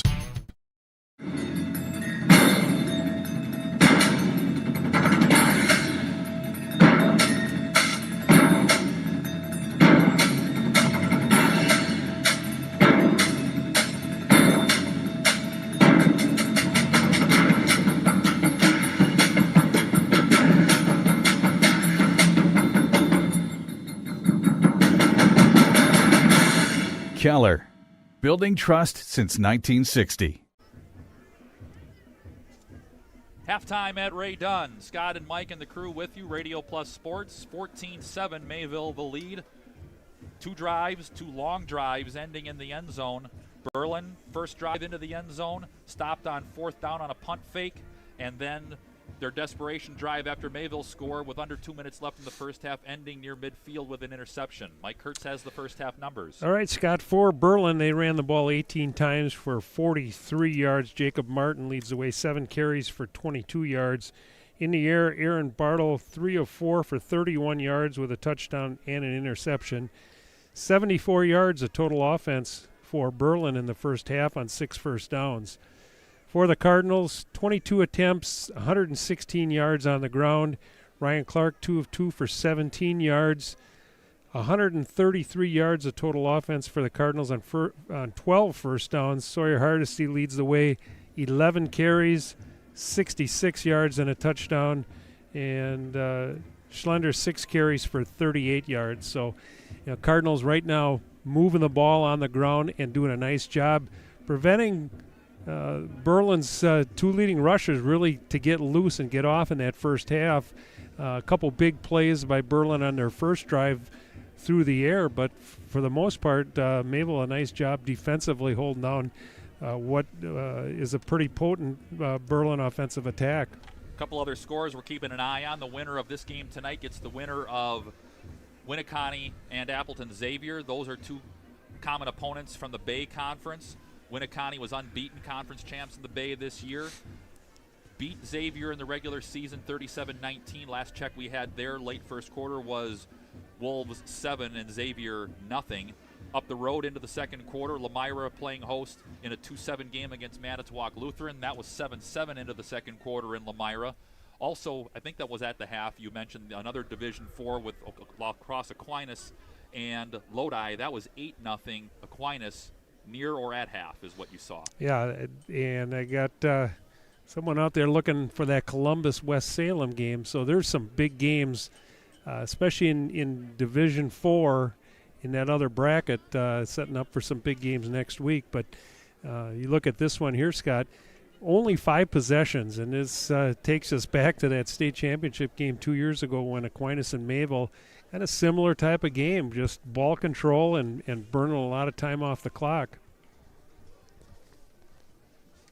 Again, looking at other matchups across the state tonight, one that if you follow Wisconsin Sports Network, and you can say what you want about predictions and the people that do that work, but the crew that Travis Wilson works with Wisconsin Sports Network, the work that they do to cover high school sports is probably one of the best, if not the best, across the country. And you look at some of the games of the week voting, they had one that they received the most votes on among the crew was the polar opposite of styles and tradition going on in Southwest Wisconsin. Darlington playing host to Milwaukee Academy of Sciences, who we saw here 2 years ago, and you mentioned this in conversations earlier. Most of those key players for the Novas of Milwaukee Academy of Science are back, and they're bigger, faster, and stronger. Well, I pulled out that program from that game 2 years ago, and they were playing with a lot of freshmen and sophomores. Now those kids are juniors and seniors, and like you said, bigger, stronger, and faster. And there's certainly a threat to make a deep run also in D5. And we talked about a little bit off the top, Mike, some of the angst that comes up with seeds. A couple of the seeds that people question most notably, we mentioned Beaver Dam getting a 5 seed as a conference champ, having to go on the road, which again they won. They're in Kaukauna tonight in Division 2. One of the ones that got mentioned most prominently was a little bit further to the south, Oconomowoc, the Raccoons out of the Classic 8, tying for a conference championship in that conference, arguably one of, if not the toughest football conference in the state.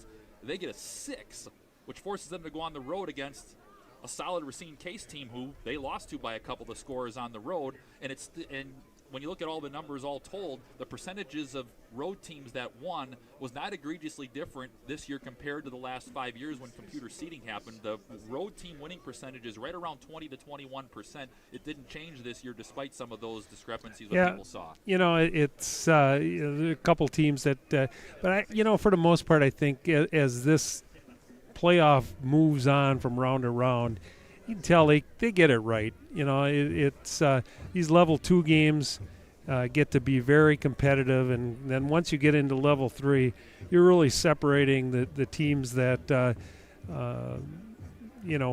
have probably undefeated seasons going on. But a team like Oconomowoc, I'm sure they would have loved to play that first game at home and avoided a 3 seed, which is a conference champion.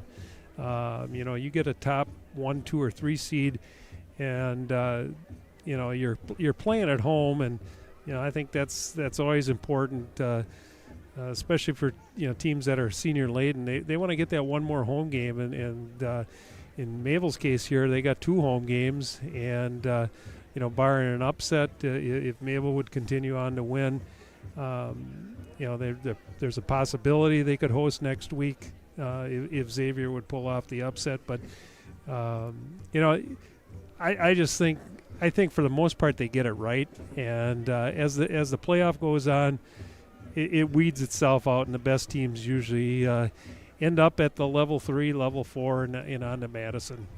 Update from up the road again that Division 6-2-7 game, Lemira Manny Lutheran. That one has gone to the half. Lemira up 20-14. On Manny Lutheran.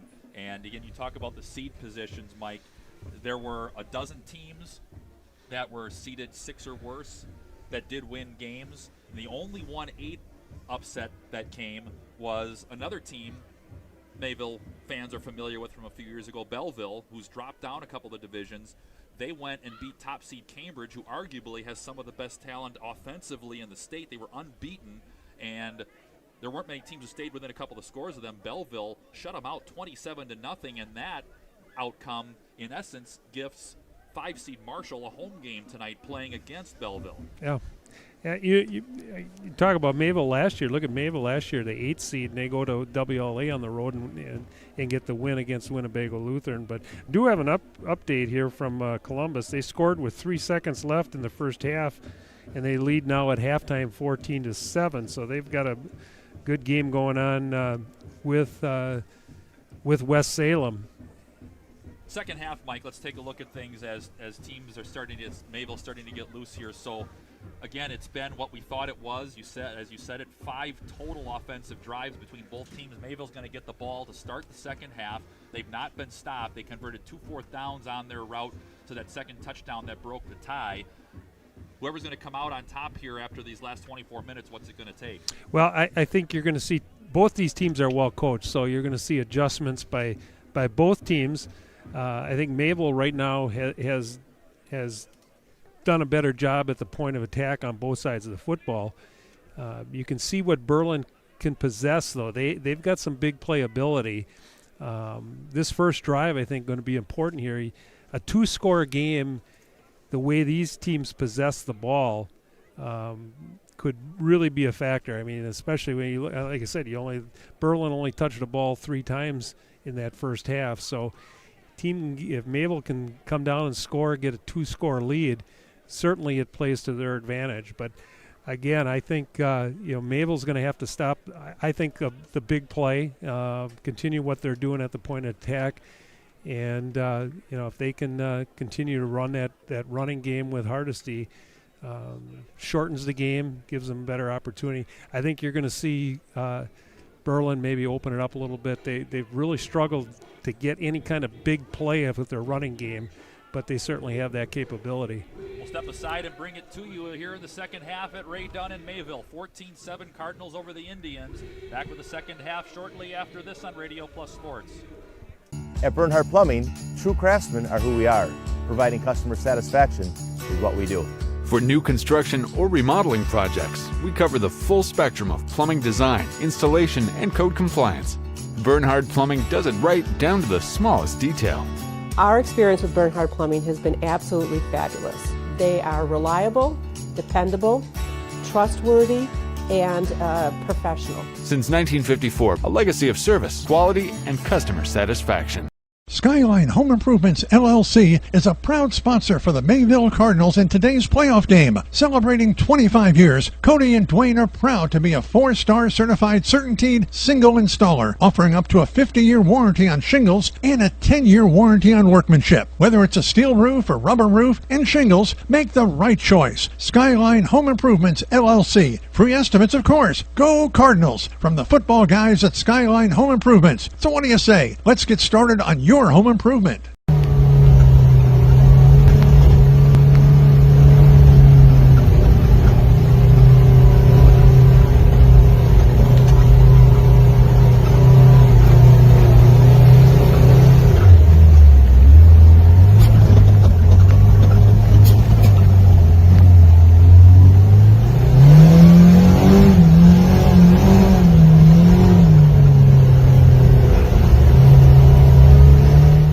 Listen to 95 and 96.1 The Rock on your smart speakers. Just ask your device to play WTCX. Or listen on your smartphone by downloading the free TuneIn radio app. Everything that rocks. 95 and 96.1 The Rock. Listen to Sunny 97.7 on your smart speakers. Just ask your device to play WFDL FM. Or listen on your smartphone by downloading the free TuneIn radio app and searching WFDL FM. Songs that make you feel good. Sunny 97.7.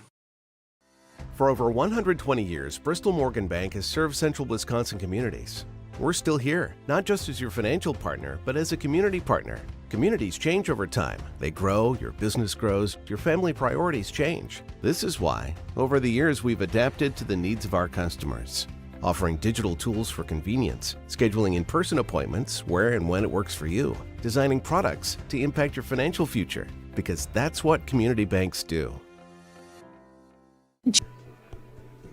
Second halftime at Ray Dunn. Scott and Mike with you, Radio Plus Sports. Division 4 Level 2 playoff football. Mayville 14, Berlin 7. Cardinals set to start the half on offense. Yeah, we'll see what, I think for Berlin, this is defensively, they have yet to stop Mayville. So they need to come out and just for their confidence defensively, get a 3-and-out and just to prove that they can stop this Cardinal offense, because that first half, again, Mayville possessed the ball. Anytime you take that much time off the clock on a possession, certainly impressive. Here's the run-up and the kick. End over end into the far side. That'll be Austin Merritt from the 19. Following blocking far side, 25-30. 35 met with resistance around the 36, 37-yard line. Good field position to start this drive to open the half for Mayville. They'll mark him out at the 36. So again, Cardinals 2 drives over 12 minutes of possession, 2 touchdowns, 2 of 4 on third down conversions, 2 of 2 on fourth down, more importantly, both of those coming on the tie-breaking touchdown. Somebody call a timeout already? Yeah, they had to get the tee off the field. Berlin spent 2 timeouts on the first drive. Now, you can't argue with the result. They got the touchdown they needed. Don't think you'll see that happen in the second half. Probably not. Here comes Schlender in motion. They give it to him, sweeping left. Sees a lane backside, and he's met by Bartle and shoved back. Maybe a yard or 2, but no more. Did not buy the fake there. Again, they started the first half. Sawyer Hardesty with 3 carries for 25 yards. That time, like you said, they faked it to him. Schlender thought he saw a sliver of an opening instead of sweeping to the outside, but he met a jersey full of Aaron Bartle, 2nd and 9. Again, Lemira had a 2014 lead at the half. up the road against Manny Lutheran, another 2-7 seed game, that in Division 6. Schlender wing left, Baker wing right. Hardesty alone behind Clark. They fake to him. Rolling left is Clark. Clark trying to sidestep pressure. He'll tuck and step out of bounds, and they'll mark him at that line of scrimmage. No gain, 3rd and long. Yeah, he did have Thorson about on a little 6-yard pattern over there, but I don't think he didn't have himself set enough that he could throw the ball, and tucked it under and got what he could, which was about a yard. So again, 3rd and 9. Big play here for both teams on this first drive. Again, Berlin down 7, desperately needing a stop. This is only the 3rd offensive touch of the game for Mayville. Cardinals converted on 3rd and 4th down on that second drive. Double tight, double wing, Hardesty the lone back. Baker in motion. Fake to him, rolling is Clark. Clark sets, throws, all alone Sawyer Hardesty. Catch at the 44-yard line, driving his way into Indian territory. Another 3rd down conversion.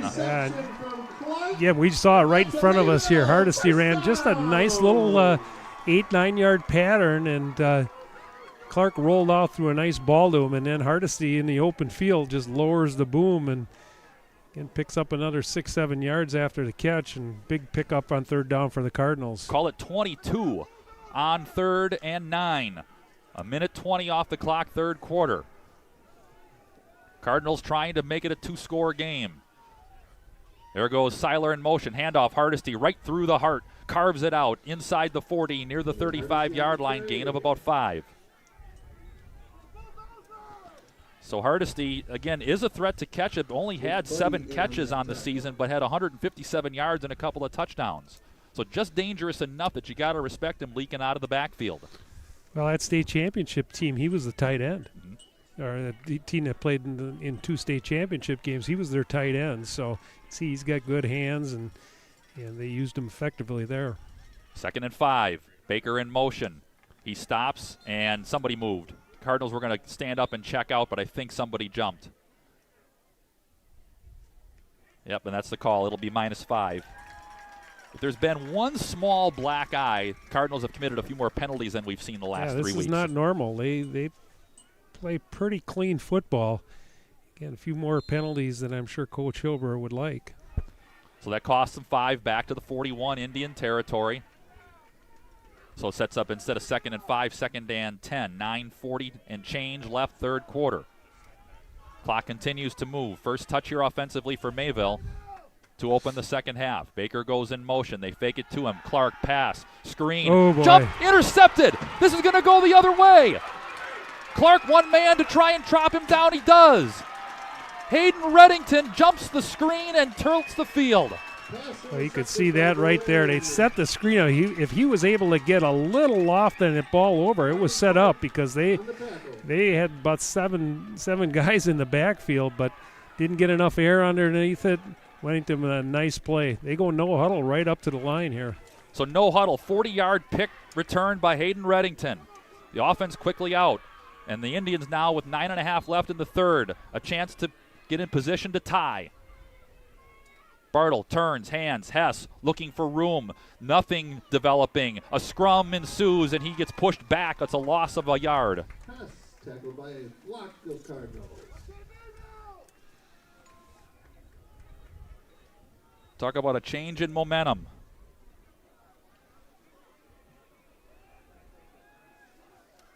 They can get a first down, can the Indians, as he was stopped and marked just outside the 10. Now it's 2nd and 11. Reddington left. Martin and Hess behind Bartle. Buddy wing to the right. And they fake. Back to pass. Bartle throwing. Wide open is Hess. He's got the block. End zone. Touchdown. Wide open. Well, that mix-up in the backfield there in linebackers that somebody missed their assignment, and Berlin takes advantage of the turnover, and it's this big game an extra point away from being even. Well, what are the things that tilt an evenly matched game? Special teams, there's another. A turnover, 40-yard interception return by Reddington. 2 plays later, Buddy is a kick away from a knotted score. The hold, the kick, into the air. This one cleaner, and we are back to even. 8:47 left, 3rd quarter. 14-14 at Ray Dunn. A quick timeout back after this Radio Plus Sports. Join the Mayville Legion for bingo the 1st, 3rd, and 5th Thursday of the month. All are welcome to play. The Mayville Legion is open to the public Tuesdays through Friday at 3 p.m. Looking for a venue for your event? The Legion Hall is available for rent. Call Sue for more information at 920-387-5410. Located at 134 Main Street in Mayville. The Mayville Legion is a proud sponsor of Mayville High School Athletics. Well, the Indians get the best case scenario. The Cardinals were on the move. Ryan Clark gets a screen set up, intercepted by Hayden Reddington. He takes it almost 40 yards, sets it up 1st and 10 at the 11. 2 plays later, Aaron Bartle to Carter Hess, 11-yard touchdown, extra point, back to even. Yeah, you said it, Scott. Evenly matched teams. Usually a turnover or two will be a difference in the game. That certainly gave the momentum here to Berlin. Baker off the kick from Buddy from the 8. Up the field, picking up blocks far side, 15, 20, 25, near the 30, spun out of bounds right along the sideline. They're going to mark him out around the 27 where the Cardinals start. Now in an even-Steven game, 8:41 left in the third.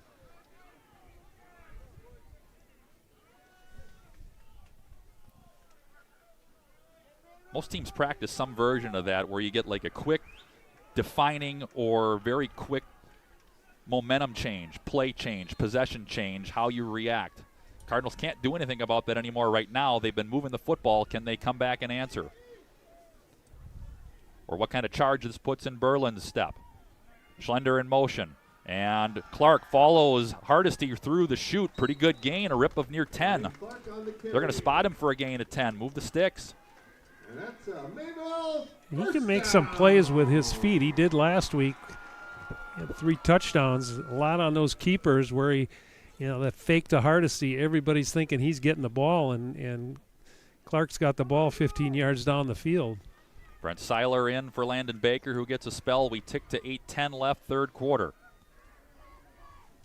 Well, you said it too. If Reddington doesn't make that play, Mayville might have had train tracks to the end zone. Double tight, double wing, Schlender in motion. The give, the fake. Clark keeps through arm tackles, diving forward. Should have been a loss, but his length gets him about 2.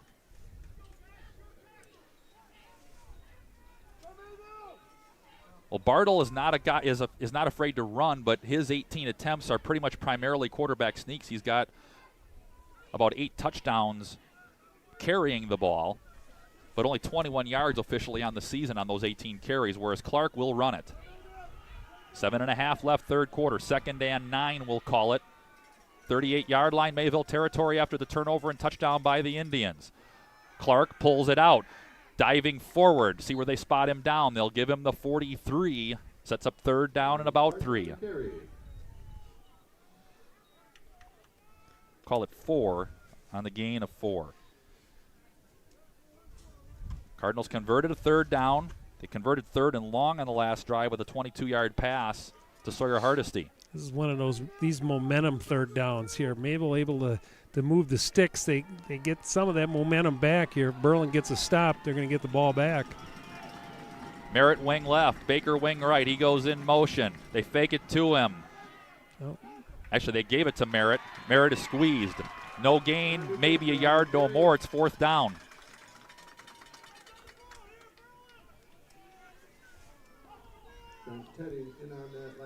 Fourth and about 4 at the 44-yard line. Mayville in their own end. 6.5 just under now left in the third quarter. So Hardesty lines up to punt. Hess back deep just beyond his 20.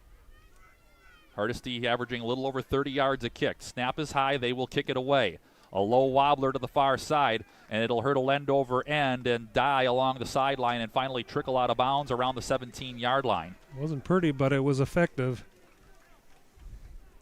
About a 39-yard net, no return. So the Indians now with a chance back on the football to take a lead with 6:07 left in the third quarter. As you would expect with two teams, two evenly matched teams, the game becomes it'll come down to the last 2-3 possessions here in the fourth quarter. So this is the second possession. Again, Berlin's first came as a result of that Hayden Reddington interception. 2 plays and 11 yards. This one with more green in front of them halfway through the third quarter in a tie game. Bartle under center. Martin the lone back. Buddy, counter. Hess back from him. Mayville not fooled. They spill him at the line of scrimmage. No gain. Good assignment football by Mayville. Good discipline up front. We talked off the top, Mike, about Martin and Hess, kind of that 1-2 punch on the season, coming in over 2,000 yards. And again, by the numbers in the first half, Cardinals have done an excellent job defensively, but that one game-bending defensive turnover created by Berlin a moment ago has them even in a chance to go up. But again, if the Cardinals get a stop here, they can earn that field position back.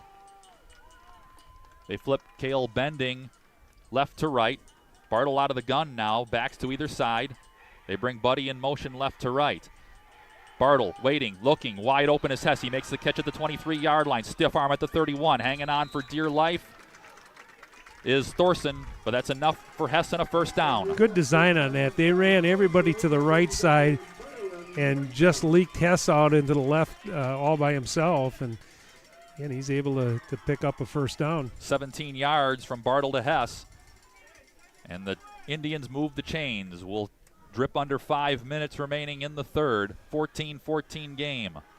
The winner here gets the winner of Winneconne and Appleton Xavier. Shotgun again for Bartle. Buddy in motion. Rolling right. Bartle waiting. Backside pressure coming quickly. Batted in the air. Hardesty bats it. Intercepted. And the Cardinals tilt the field, create their own interception. Wow, what an individual play by Sawyer Hardesty. I mean, he's able to knock that ball down and then have the wherewithal to just look straight up, knew where the ball was, bring it in, get the interception. So with 4:39 left in the third now, each team has turned it over in this third quarter. Berlin turned theirs into a touchdown. The Cardinals take over at the Berlin 22 in a tie game. Baker wing right, Schlender wing left, Hardesty behind Ryan Clark. The turn, the give, Hardesty driving forward. The pile collapses to the ground at the 19-yard line, gain of 3. I think unlike last possession, I think you're going to see a heavy dose of Sawyer Hardesty here on this drive. And we get a whistle and a timeout for a Berlin injury. We'll take a quick timeout here as well. 4:29 left in a tie game in the third quarter at Ray Dunn. Berlin and Mayville back with more after this Radio Plus Sports.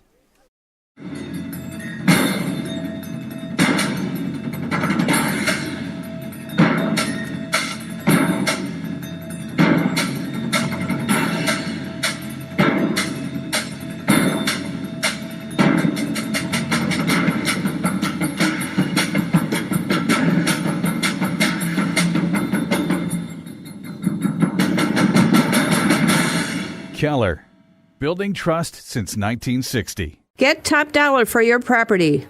Hi, I'm Brenda Barrett of Coldwell Banker Realty, Dodge County's #1 real estate broker. Your property is more valuable than you might realize. We have several qualified buyers waiting for homes, condos, and vacant land to go on the market. List yours with my reputable, award-winning, fully staffed office. Visit BrendaBarrett.com and call me for your free comparative market analysis. Call the office or get me on my cell at 920-382-0779. Trent Tedding was able to get off the field on his own power. He was the injured Indian. Out of that timeout, 2nd and 7 Cardinals. Brett Seiler in there. Cardinals checking out of a play with 4:20 left in the third quarter. There goes Seiler in motion. The give is Hardesty. A seam left side. Spins through an arm tackle. Driving forward inside the 10-yard line. Move the chains, 1st and goal. Nice hole over the left tackle. And Hardesty, once he gets his momentum going, he's just a load to try to bring down. Landon Baker back in the lineup. Cardinals trying to go back on top. We're under 4 left in the third quarter. 1st and goal, Cardinals from the 8. Coach's sons coaching both of these teams from either side. Joe Stellmacher for the Indians, Scott Hilber for Mayville. Cardinals trying to go back up late in the third. 1st and goal, handoff. Hardesty, stiff arm at the 5. Spinning forward, near the goal line. No arms. He's short at the 6-inch line.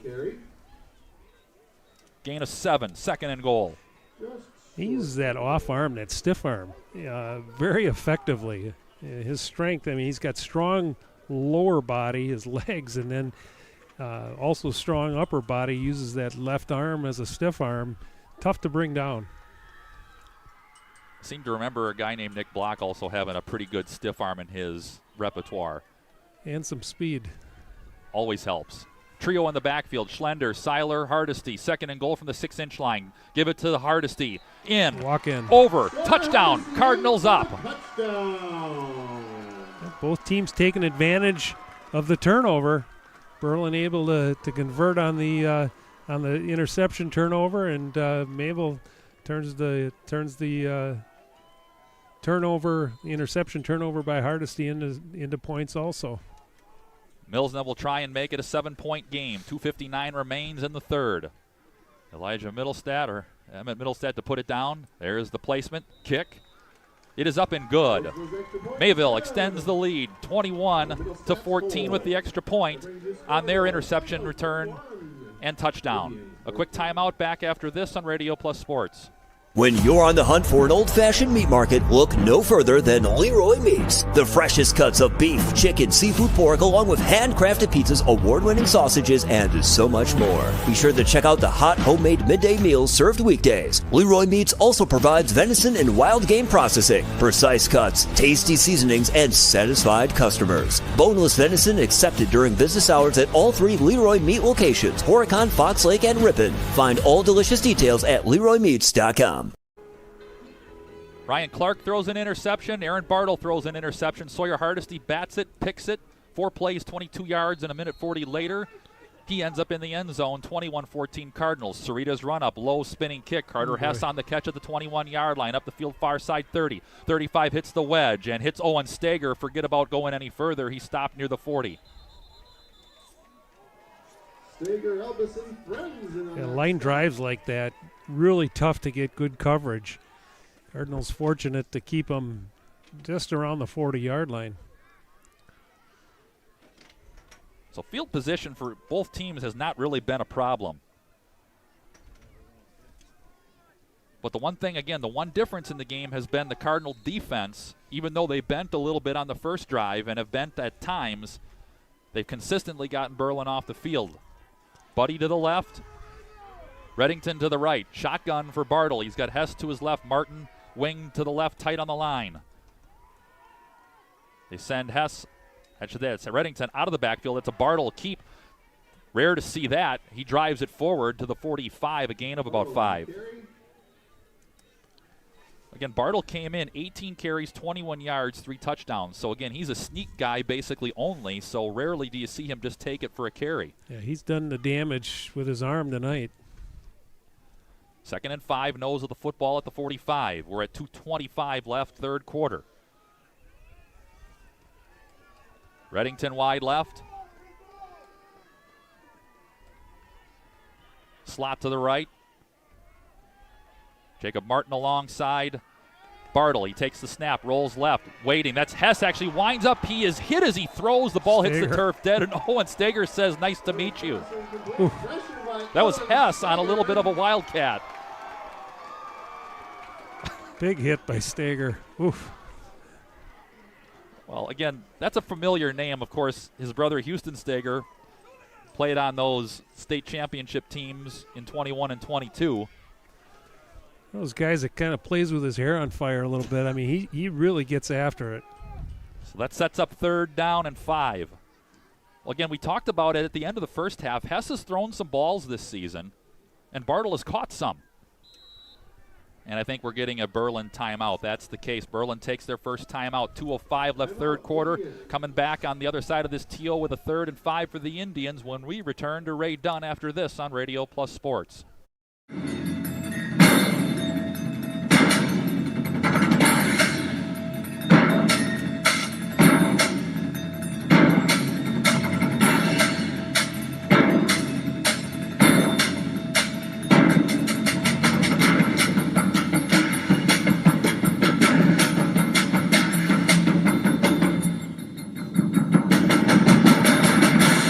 Keller, building trust since 1960. Yeah. Out of a Berlin timeout, their first of the half. 2:05 remains in the third. Scott and Mike and the crew, Radio Plus Sports with you. 3rd and 5, Indians face out of this TO from their own 45, down 21-14. Well, I think Coach Stelmacher realizes this is a very important third down play here. The importance of it, he takes the timeout. And if you're Berlin, you want to keep this drive alive and keep the sticks moving. Otherwise, again, you give that ball back to Mayville, and as the way Mayville possesses the ball, you know how many times you're going to get the possession back. Here we go. Bartle out of the shotgun. Hess to his left. Martin, a snap. Bartle waiting, setting up. Again, pressure. He eludes Steger. Cutting right, through an arm tackle, through another arm tackle. By sheer will, he's going to get the first. That's all effort right there. Aaron Bartle got that first down all by himself. Mayville had him contained, but he broke 2 tackles to get to the 50 and a first down. And he avoided Owen Steger about 5 yards behind the line of scrimmage as well. He got 5 and change and needed 5. So, again, the importance noted. Berlin keeps the drive alive with 100 seconds left in the third quarter. Reddington tight left, Twins right. Pistol set. They bring Hess in motion, and they give it to Martin. Head of steam into the pile, drives forward. He cracks off 5 to the Mayville 45. Best burst for him. He really hit the hole hard that time. 5-yard pickup on first down. And he has been quiet tonight for a 1,000-yard rusher coming in. 8 carries, 27 yards. 2nd and 5. Berlin down 7 in Mayville territory at the 45. Again, pistol set about 8 yards deep. Here comes Hess in motion to the left. And again, the give. Martin fumbles the football. It's up for grabs. Who's got it? I think Mayville got it. Still no signal. Mayville has it. I don't think, again, Bartles never got the ball to him. Back-to-back turnovers by the Indians has Mayville back with possession with just under a minute left, leading by 7. And just a little execution problem in the backfield. And, you know, you work all year and just a simple handoff. You think everything is just routine and hit the hole a little too quick, and ball never got from Bartles to the running back. Well, you talked about it. What would Berlin do offensively to kind of change things up? Well, they started putting Martin in that deep pistol behind Bartle. It worked a couple of times, but not that time. There goes Baker in motion. The handoff, Hardesty. That time he's wrapped right at the line of scrimmage. Maybe a loss. First time about that's happened all night. They mark him off for a loss. That's his first negative play. Well, the Indians have to sell out on him right now. He's 18 carries now, or 17 carries, 94 yards. His first negative carry of the night. We're under 40 seconds left. Cardinals, it's going to be close to the play clock as to whether they have to run a play here at the end of the third quarter. They'll face a 2nd and 11 here at their own 39-yard line after the fumbled exchange. Second turnover by the Indians of the quarter. Their score came on an interception by Ryan Clark. Cardinals are going to run a play here. And they give it on the counter. Schlender spins off contact at the 45. He spins to the 46, a gain of about 2, and that'll close the third quarter. Mayville will open the fourth with a 3rd and 8 upcoming, leading 21-14 at Ray Dunn. A trip to level 3 on the line. We're back in a bit to Mayville after this on Radio Plus Sports. The Mayville Gun Club proudly supports high school athletics. The Mayville Gun Club is open to the public and welcomes you to enjoy their facilities. Whether you want to sharpen your skills or spectate, you'll love the beautiful clubhouse overlooking 50 wooded acres filled with wildlife. You're sure to appreciate the gorgeous views, along with trap, skeet, and sporting clay course. For all upcoming event information, league details, and listing of membership benefits, visit MayvilleGunClub.com. The Mayville Gun Club, where enjoyment comes naturally. At Mayville Savings Bank, we're a bank that is here for you, helping you save money instead of piling on service fees. We still take walk-ins, no appointment necessary. We're a bank where your loan is a local decision, with friendly employees that still answer our phones. A bank that offers online and mobile banking. We're a bank where you're our best interest. Bank at the bank you own. Mayville Savings Bank. Member FDIC, Equal Housing Lender. Fourth quarter at Ray Dunn in Mayville commences with a 3rd and 7. Cardinals now moving to the north. And if they can convert, do what they've been doing pretty much all night, possessing the football, up by 7. 3 turnovers combined by both teams in that quarter. Yeah, uncharacteristic. Again, this is a big 3rd down for both teams. Here we go from the 48. They send Schlender in motion. Clark rolling that way, setting the pass. Has time, sets up, throwing right side. Jump ball over the head of the outstretched Austin Thorson. Pretty good coverage at the 35. It's 4th down. And Mayville play field position here. And make Berlin, who it just seems like Berlin's had to play uphill most of this football game tonight. Cardinal defense has been spot on. Limited to big plays. They've made a couple big plays through the air, but they've really limited the running attack from making those big plays. So Hardesty will punt. Hess and company back. Hardesty kind of knuckled that one off the inside of his foot, so they're not going to tilt field position as much as they would have liked. They're going to mark it out at about the 26-yard line.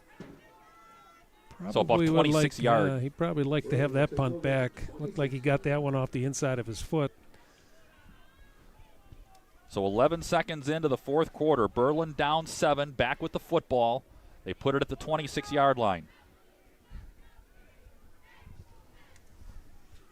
Again, the Indians, after that 14-play, 65-yard drive that they opened the game with, they have not been consistent moving the football.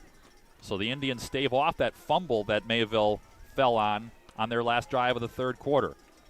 Reddington in motion. There goes the handoff. Martin driving his way across the 30, near the 34-yard line, by far his best run of the night of 9. And as you said, Scott, they're lining him a little deeper in the backfield, giving him a little bit more of a running start per se. And it's been pretty effective on his last couple carries. Now they go under center and no huddle. Hess following Martin, left side. Chopped down. Jordan Schlender hanging on. Didn't need much. He got 3, moved the sticks. So Indians showed a little pace on that last one, and that's what they're going to do. They're going kind of muddle huddle.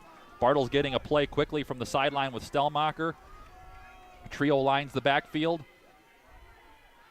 Now they put a wing right side handoff. There goes Martin following Hess into the hole, driving forward, meets the turf at about the 42-yard line. Gain of about 5. And again, going pace. Again, they give it 4. They'll mark it back a yard. Hess and Martin, buddy to the left. They fake. Back to pass goes Bartle. Going long. Going deep.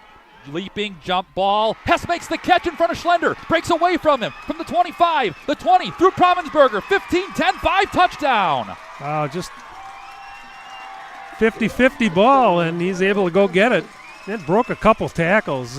Just great individual play. Wasn't a great pass, but it was good enough. Kind of underthrown, but one-on-one ball, 50-50 ball. He went and got it.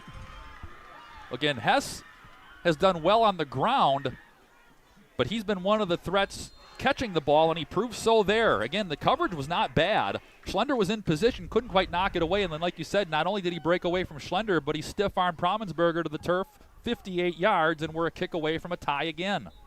Whistle before the play, and we got movement, and it's going to be 5 more yards onto the kick for Buddy and the Indians.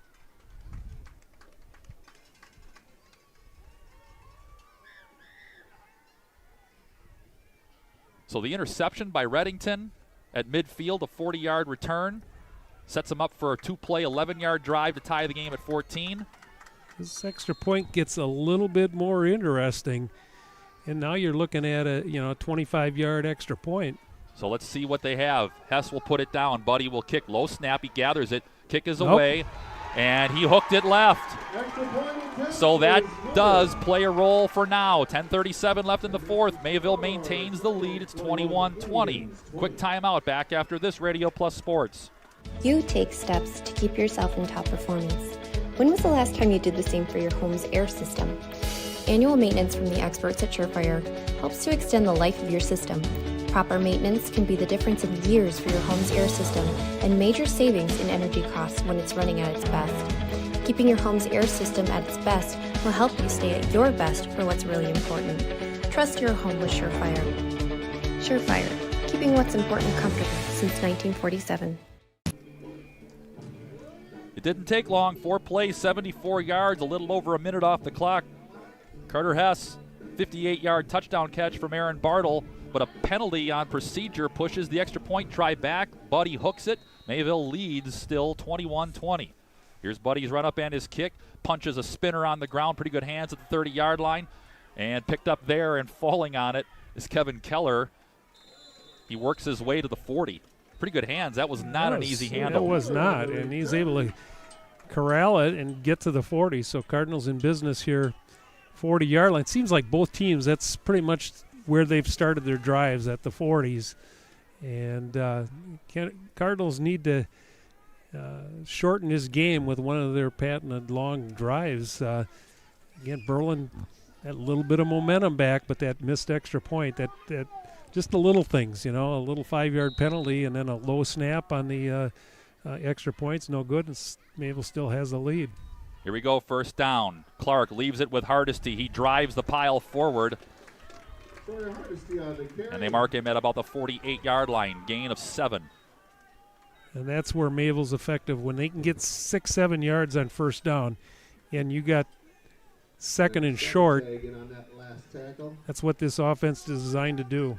Well, the last time the Cardinals got the ball early in an even quarter, they ate over 8 minutes off the clock, and it ended in the end zone with a couple of fourth down conversions. Again, that would be precisely what the doctor ordered. Promensberger in there now wide to the right.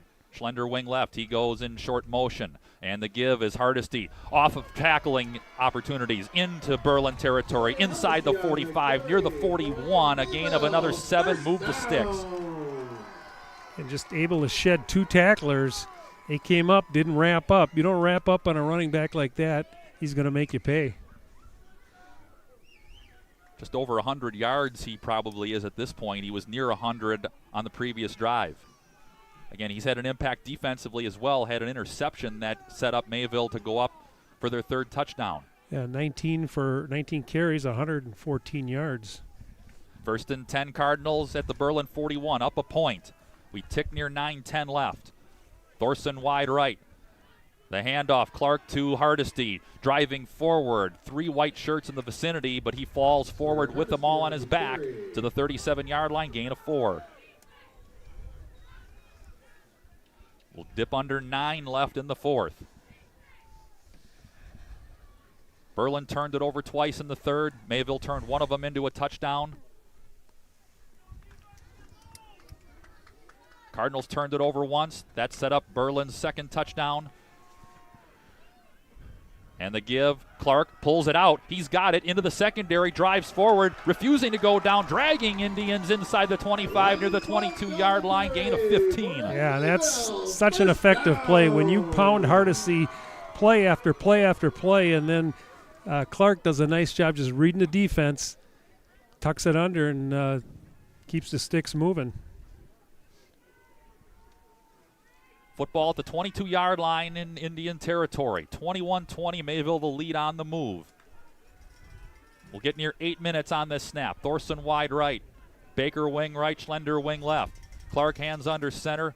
Hardesty behind him. The turn, the give, and it's Clark again. Everybody fooled. Clark with a stiff arm, brought down near the 10-yard line. Call it the 9, 1st and goal. Again, he's just reading the defense. When he sees that end go towards Hardesty, he's pulling it out, and he's getting to the outside. Two straight plays like that was very effective for him last week. That's 29 yards on 2 identical plays. Sets up 1st and goal just inside the 9. We're under 8 left in the 4th. Mayville by 1, trying to extend. And Mayville will be in no hurry. He'll deploy Will Clark. Thorson wide to the right. That's Austin Meriden wing to the left. The turn, the give. Clark keeps again. Drives forward. A little bit better read this time by Berlin. Clark pushes it near the 5. Clark on the carry. What that does, though, keeps the defense honest. Now that's 3 straight carries for Clark. Now you look at Pound and Hardesty inside, or look for Schlender also. 2nd and goal. The 6-yard line is the spot. will drip under 7 remaining in the fourth quarter. Thorson wide right, top of the screen. Baker and Schlender the wings. The turn, this time he leaves it with Hardesty, driving forward to the 2. Denied the goal line at the 1. Third down, a gain of 5. Well, what this does is, again, it allows more time to tick. But now the question becomes, do you already have something in your back pocket? Do you try and make it a 2-score game? Or kick the extra point and stick with forcing them to tie? Interesting decision when you're ahead to force that 2-score game. Mayville may be on the doorstep of having that decision. A trio lines the backfield. Clark turns, hands, Hardesty driving forward. He's in. Cardinals touchdown. Hardesty in for the touchdown. Let's see what he does. Looks like he's going to kick it. So the Cardinals go 60 yards on 8 plays at 6:15 of the fourth. Cardinals make it what is right now a 7-point game. Yeah, you get the extra point here. Now you make it a touchdown and a 2-point conversion. So they're going to opt for forcing Berlin to have to score and make the 2-point conversion. Middlestad places. It's clean. Mills in his kick. He got a little bit of a wedge on that one, but he popped it over the crossbar. 28-20. Mayville extends the lead on a had-to-have-it drive to stay in a front. We'll keep this one here, Mike. And, again, we get the strategy answered right there. But that leaves, again, a couple of big plays. Berlin has shown the capability. They've not been able to string a drive together, so that's really going to be the key defensively for Mayville. Can they force Berlin to string plays together? Yeah, they've shown now the big play capability, so they have the confidence that they can go deep on Mayville. So, pass rush is going to be important, but also, that defensive secondary. Again, that last play was a 50-50 ball. Coverage was there. They got some playmakers. So, again, you look at 6 minutes, a little over 6 minutes, still a lot of football to be played. And again, the Cardinals have, Sarita's been, at least from the guess up here, far away, trying to avoid Hess because you don't want to necessarily give him room in the open field. Here's the run up in the kick. A spinner to this near side. Buddy up on it at the 25. Near side 30. 35, 40. Near the 45-yard line where he is dragged down by Austin Merritt. Good field position to start for the Indians, down 8. Middlestad in on that tackle. So 6:09, 2 timeouts. Berlin from their own 46. A touchdown and a 2-pointer is what it'll take to tie. Like you said, a jump ball, 58-yard touchdown catch on the last drive. Interception by Hayden Reddington set up the 2-play 11-yard drive. That was a Carter Hess touchdown catch as well. He's got 2 in the second half. Reddington wide left, Hess wing to the left. And they fake to Martin, back to passes Bartle, looking to spring him deep again. Throwing underneath, looked like it was short. Yeah, nope. Incomplete. Yeah. Landon Baker right on Hess's back. The throw was short. Look at that defensive line there. Stager, Elvis in the backfield, just making Bartle uncomfortable, having to get rid of the ball a little quicker than he wanted to. We're halfway through the fourth quarter. 6 even remains in it. Mayville the 8-point lead. A level 3 trip next weekend on the line. If Winneconne wins, the winner here goes to Winneconne. If Xavier wins, they would come to the winner of this game. Buddy wide left, Reddington to the right. Under center is Bartle. Reddington in motion around the formation. The turn, the give, that's Martin. Met by Owen Stager. The pile there to push him back from about the 49-yard line. Third down upcoming. Right now, Owen Stager, unblockable. I mean, just anything they do, he's right there in on the play, whether it's a pass, a run. Right now, he's just kind of taking care of business at the line of scrimmage. If you can believe it, this is only the 17th offensive play of the half for Berlin. But you can't ask for much more. They've got a drive in a 1-score game if they can make it. Bartle fakes, rolling left, has time, throwing, a man open, leaping, caught by Reddington inside the 40. Moved the chains for the Indians, spilled at the 35, gain of 14. And that has been there all night. they've gone to that play, and it's been effective, been open all night. And Indians are going to go with pace, and Coach Hilber says forget the pace, call timeout. We've got 5:10 left in the fourth. 1st and 10 Indians when we come back on the other side of the TO from the Mayville 35 at Ray Dunn. Back in a bit on Radio Plus Sports. Say you're looking for the perfect present. You might try looking at the perfect place. A place with gifts that light up a face as well as a room. Where it's easy to find the brands they'll love and the advice you trust.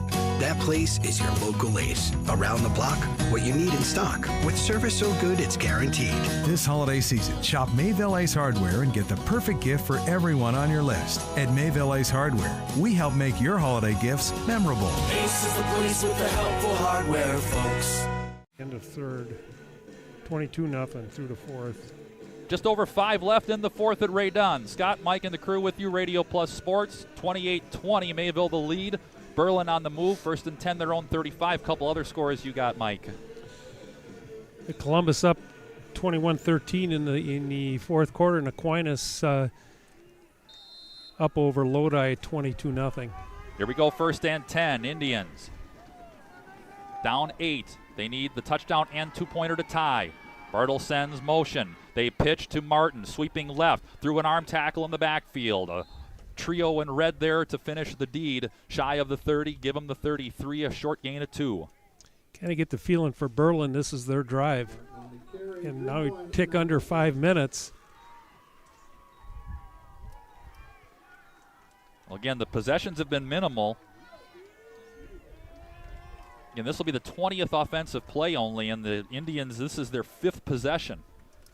They had it 3 times all of the first half. Buddy to the left. Back split behind Bartle under center. He fakes, he rolls right. Stager coming backside, he ducks pressure again. Into the secondary, shoulder shake at the 25. He falls forward, he's got the first down to the 21, gain of 11. Yeah, it looked like they had him contained, but Bartle, just one of those kind of slippery runners and strength. He's strong, so a lot of arm tackling going on, and just not able to get him down. And again, we talked about it, coming in 18 carries, 21 yards, and he's done it with his legs when he's had to tonight. 1st and 10, 21-yard line, 4 minutes left in the fourth. Hess in motion, as Buddy in motion, misdirection. Hess has it through leg tackles. He got the first down, driving forward, not being denied. He dives in, touchdown Indians. Wow, strength by Hess. And a couple tackles where you think you're bringing him down, but he just and showing that leg strength. So that makes it 28-26. And we have an injury timeout on the far side in the far corner of the end zone. And we'll take a timeout here with a 2-point lead. Cardinals up. Once this is cleared, it'll be a 2-point try upcoming. 3:54 left in the third at Ray Dunn. Back after this, Radio Plus Sports. Brock Fleischer here with Homestead Realty. I know that buying and selling a home can be stressful. I'm here to help. Are you ready to sell? I have buyers waiting for a home just like yours. Are you looking to buy? I can sell any home that's on the market, and I'm here to get you pre-approved to purchase, along with finding the best loan and lender for your situation. I'll even go as far as arranging movers. For an easier real estate transaction, give me a call. Brock Fleischer, 920-960-0555.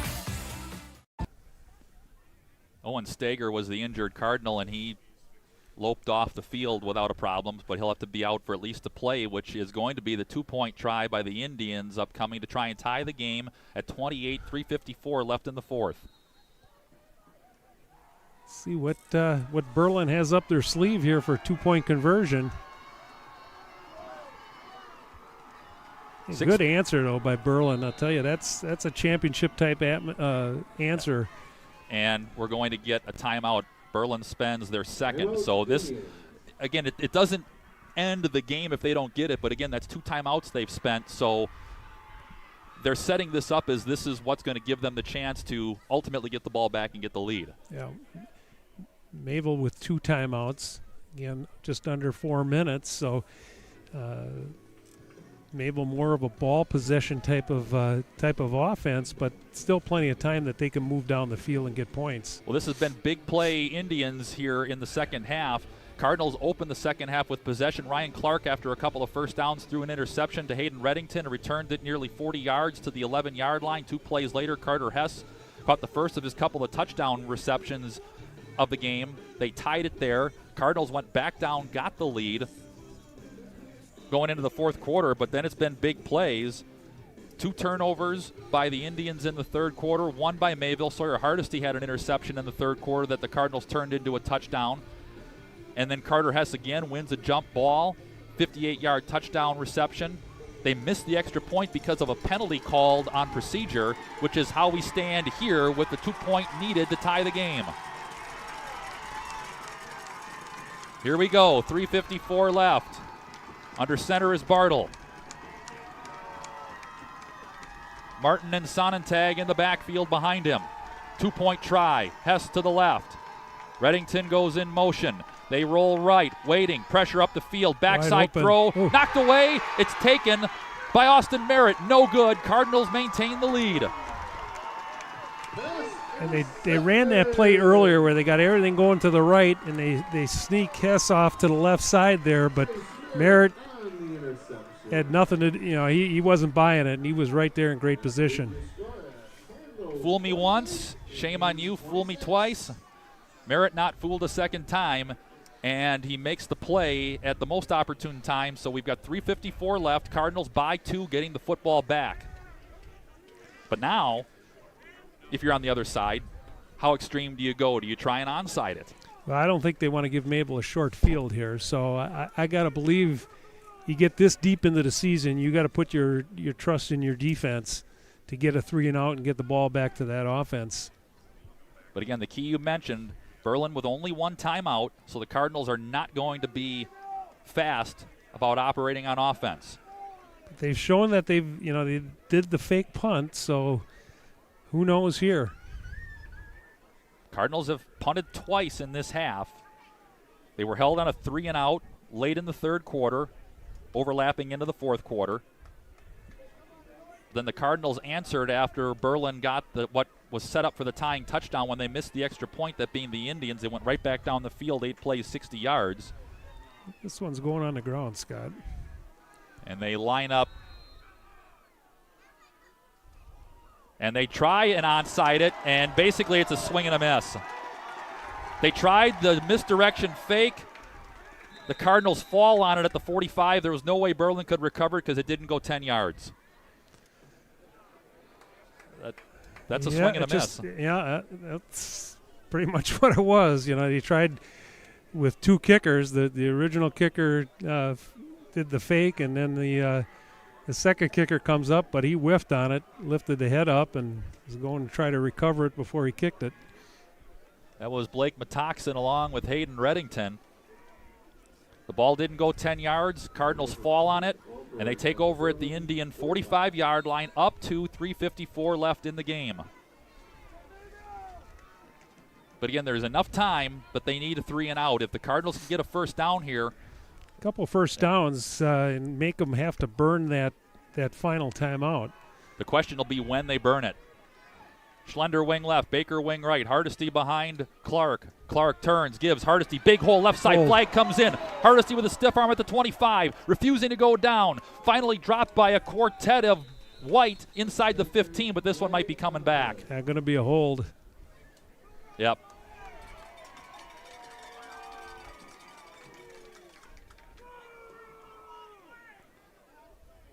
So the flag resting at about the 44, so that'll put it back in Mayville territory with 3:46 left in the game. And now you play behind the sticks a little bit, so you got to get something here on this first down. 1st and 20 now. Well, now with the 1st and long, my guess is if you're on the other side at some point in this sequence, if it gets to 2nd or 3rd and long, you might spend the timeout. A big run by Hardesty, too. And he has that propensity, though. I mean, again, here, you don't get it all on one play, but you try to get 10 back here on that first down. So after the penalty, back at the 45 in Mayville territory. Schlender left, Baker right, double tight, hands on the ground. Hardesty burrowing left, through arm tackles, back into Indian territory, driving to near the 45. They'll give him the 47. It's a gain of 8. Yeah, got 9 of it back. Call it 9. And it keeps the clock moving.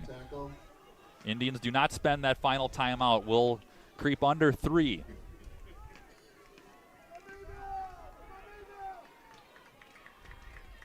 Baker wing right. Schlender wing left. Clark standing tall, likely waiting for what will be a 10 count. Not quite. Under 3. The turn, the give. Hardesty squared up by Hess, driving forward, making something out of nothing, and it takes 7 in white to finally blow the whistle. He got 1. It'll be 3rd down. 3rd and 10. Cardinals 1 of 3 on 3rd down this quarter, or this half. We're under 2.5 left. So the Indians decide not to use the timeout. Got to believe if they hold here, they'll take the timeout. Here we go. Schlender wing left, Baker wing right. Hardesty behind Clark. There's the 10 mark. They can get near 2 minutes. They fake. Clark rolling, waiting. Steps up, throws wide open over the middle. Caught by Thorson. Inside the 25. Driven down inside the 20. Near the 18-yard line. Move the chains. And he had his choice. He had Schlender at about the 15-yard line waving his hand, so he had 2 guys wide open. 27 yards on 3rd and 10. Big play.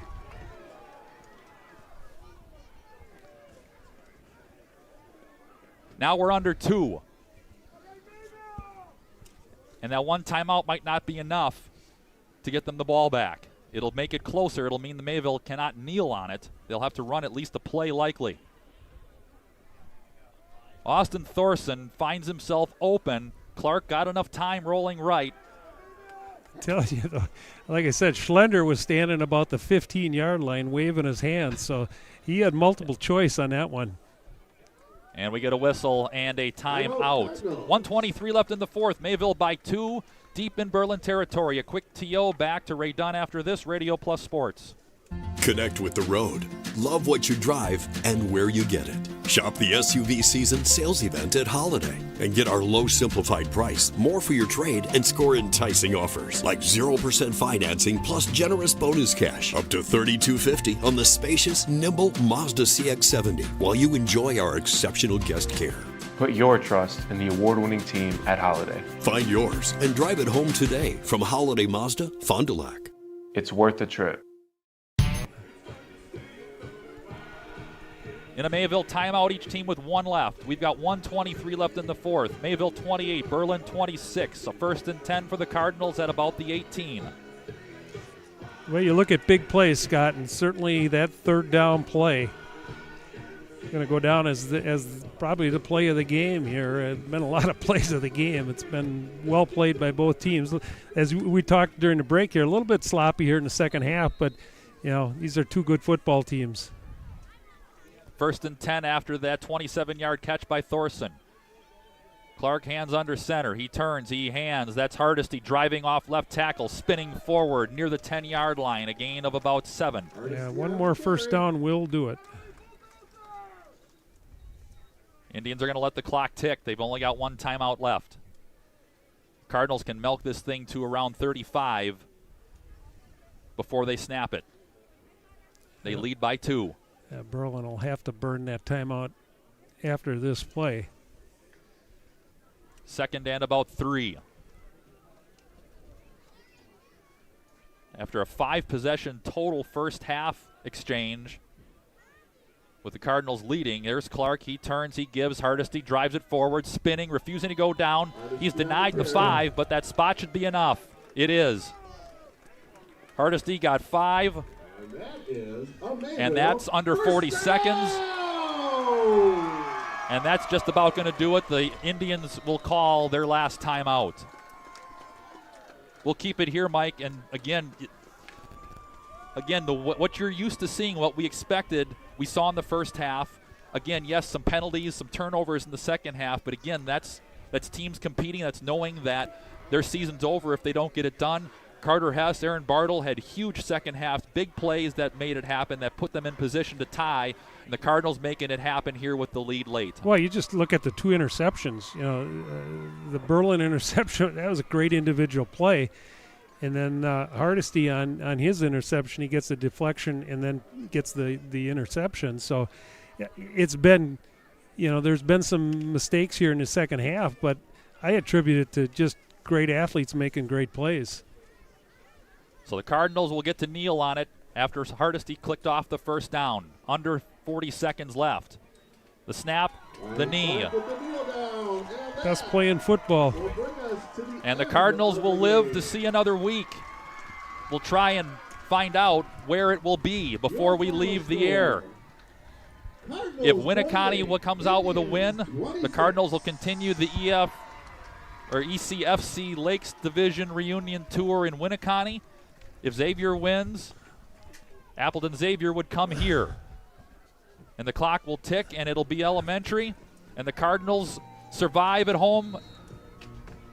Berlin finishes an outstanding season with a conference championship, unbeaten at 9-2. 28-26 Cardinals improved to 10-1. And away to level 3 game. We'll step aside for a few and come back with the post-game show after this on Radio Plus Sports.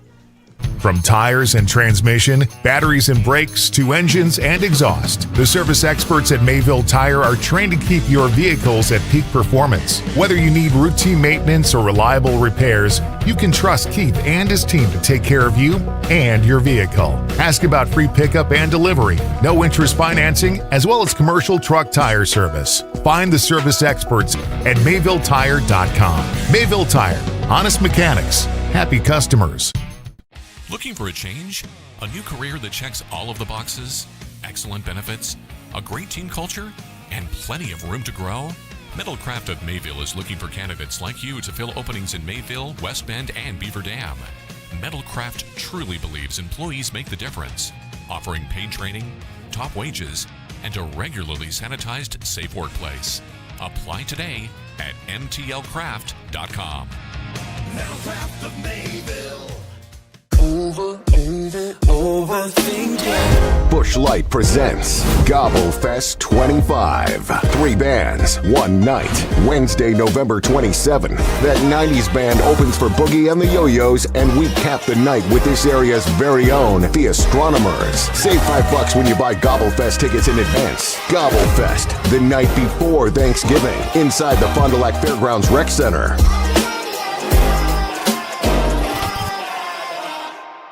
Mayville Cardinal Storage has expanded. We now have 3 buildings of affordable units available in variety of sizes to accommodate your individual needs. Our new 15 by 30 units are equipped with 12-foot overhead doors, making them the perfect place to keep your equipment, boats, and campers. We are also the only local storage facility offering 24/7 surveillance cameras, lighting, and electrical outlets. Reserve your Mayville Cardinal Storage space today. Call me, Ty Hawkers, at 920-937-0600. Go Cards. At Bernhardt Plumbing, true craftsmen are who we are. Providing customer satisfaction is what we do. For new construction or remodeling projects, we cover the full spectrum of plumbing design, installation, and code compliance. Bernhardt Plumbing does it right down to the smallest detail. Our experience with Bernhardt Plumbing has been absolutely fabulous. They are reliable, dependable, trustworthy, and professional. Since 1954, a legacy of service, quality, and customer satisfaction. For over 120 years, Bristol Morgan Bank has served central Wisconsin communities. We're still here, not just as your financial partner, but as a community partner. Communities change over time. They grow, your business grows, your family priorities change. This is why, over the years, we've adapted to the needs of our customers. Offering digital tools for convenience, scheduling in-person appointments where and when it works for you, designing products to impact your financial future, because that's what community banks do. It's a final at Ray Dunn. Division 4 Level 2 playoff football. Scott, Mike, and the Radio Plus Sports crew with you. Mayville moving on with their 10th win in 11 tries this season, ending the Berlin Indians season, who finish at 9-2, 28-26, and it was all of that. Both teams heavyweight back and forth. highly competitive game. Mike Kurtz, what do the final numbers say? All right, Scott, for Berlin, they ran the ball 30 times on the ground, 110 yards. In the air, Aaron Bartle, 7 of 11 for 130 yards and 3 touchdowns. On the ground, Jacob Martin, 12 carries for 44 yards, and Carter Hess, 11 carries for 32 yards. So Cardinal defense pretty stingy on the ground. They were able to really limit any big plays by Martin and Hess. All their big plays created through the air. For Mayville, ran the ball 48 times, 250 yards. In the air, Ryan Clark just very efficient, very effective, 4 of 6 for 66 yards. 316 yards of total offense for the Cardinals on 22 first downs. Sawyer Hardesty leads the way for Mayville, 26 carries, 147 yards. Ryan Clark, good second half. He ends up with 10 carries for 50 yards. And George Schlender, 8 carries for 41 yards. So pretty balanced attack. Cardinals 316 yards of offense, 22 first downs. So that's a lot of ball possession, moving the sticks, keeping drives alive. They really shortened the game. But the second half, again, was pretty wild. Both teams showed their championship pedigree. Both down on the mat, came right back and answered with drives. You just think back to the little things as they decide seasons, and you go back to that after Berlin scores, they get the false start, pushes that extra point back 5 more yards, becomes a 25-yard extra point. They miss that, so now they're chasing that point, and then not able to convert that 2-point conversion. The Cardinals come out with a 2-point victory. One more pause and then back to wrap things up from Ray Dunn. Again, Mayville moving on to take on the winner of Winneconne and Appleton Xavier. If Xavier pulls the upset, they were down 7-0. Their only update we had late in the first. If Xavier would pull the upset, they would come here. If Winneconne wins, and we've got an update on that one, it is Winneconne up 22-6. That's in the fourth. So if that score holds, again, the ECFC Lakes reunion tour would continue with Mayville going to Winneconne in a 2-1 matchup. We'll see if we can't confirm that before we leave. But one final timeout. Back to wrap it up at Ray Dunn in a bit on Radio Plus Sports. Skyline Home Improvements, LLC is a proud sponsor for the Mayville Cardinals in today's playoff game. Celebrating 25 years, Cody and Dwayne are proud to be a 4-star certified CertainTeed single installer, offering up to a 50-year warranty on shingles and a 10-year warranty on workmanship. Whether it's a steel roof or rubber roof and shingles, make the right choice. Skyline Home Improvements, LLC. Free estimates, of course. Go Cardinals! From the football guys at Skyline Home Improvements. So what do you say? Let's get started on your home improvement. Get top dollar for your property. Hi, I'm Brenda Barrett of Coldwell Banker Realty, Dodge County's #1 real estate broker. Your property is more valuable than you might realize. We have several qualified buyers waiting for homes, condos, and vacant land to go on the market. List yours with my reputable, award-winning, fully staffed office. Visit BrendaBarrett.com and call me for your free comparative market analysis. Call the office or get me on my cell at 920-382-0779. The Mayville Gun Club proudly supports high school athletics. The Mayville Gun Club is open to the public and welcomes you to enjoy their facilities. Whether you want to sharpen your skills or spectate, you'll love the beautiful clubhouse overlooking 50 wooded acres filled with wildlife. You're sure to appreciate the gorgeous views, along with trap, skeet, and sporting clay course. For all upcoming event information, league details, and listing of membership benefits, visit MayvilleGunClub.com. The Mayville Gun Club, where enjoyment comes naturally. One final time back to Ray Dunn in Mayville. Division 4 Level 2 playoff football on Radio Plus Sports. It has gone final. Mayville holds on for a 28-26 win over the 3-seed Berlin Indians.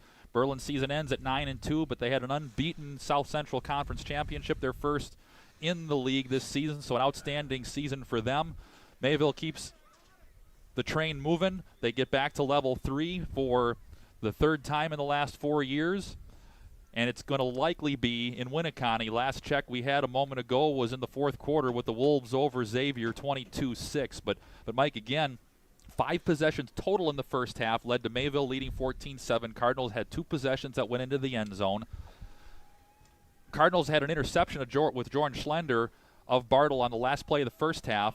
Bartle threw another pick to Sawyer Hardesty, which became a Mayville touchdown. Clark before that threw an interception at midfield, which Hayden Reddington took back 40 yards to set up a 2-play 11-yard drive that Carter Hess capped off for one of his 2 touchdown receptions. Hess was big in the second half, 2 big touchdown receptions and a touchdown run. His run was what gave the Indians a chance to tie on the 2-pointer.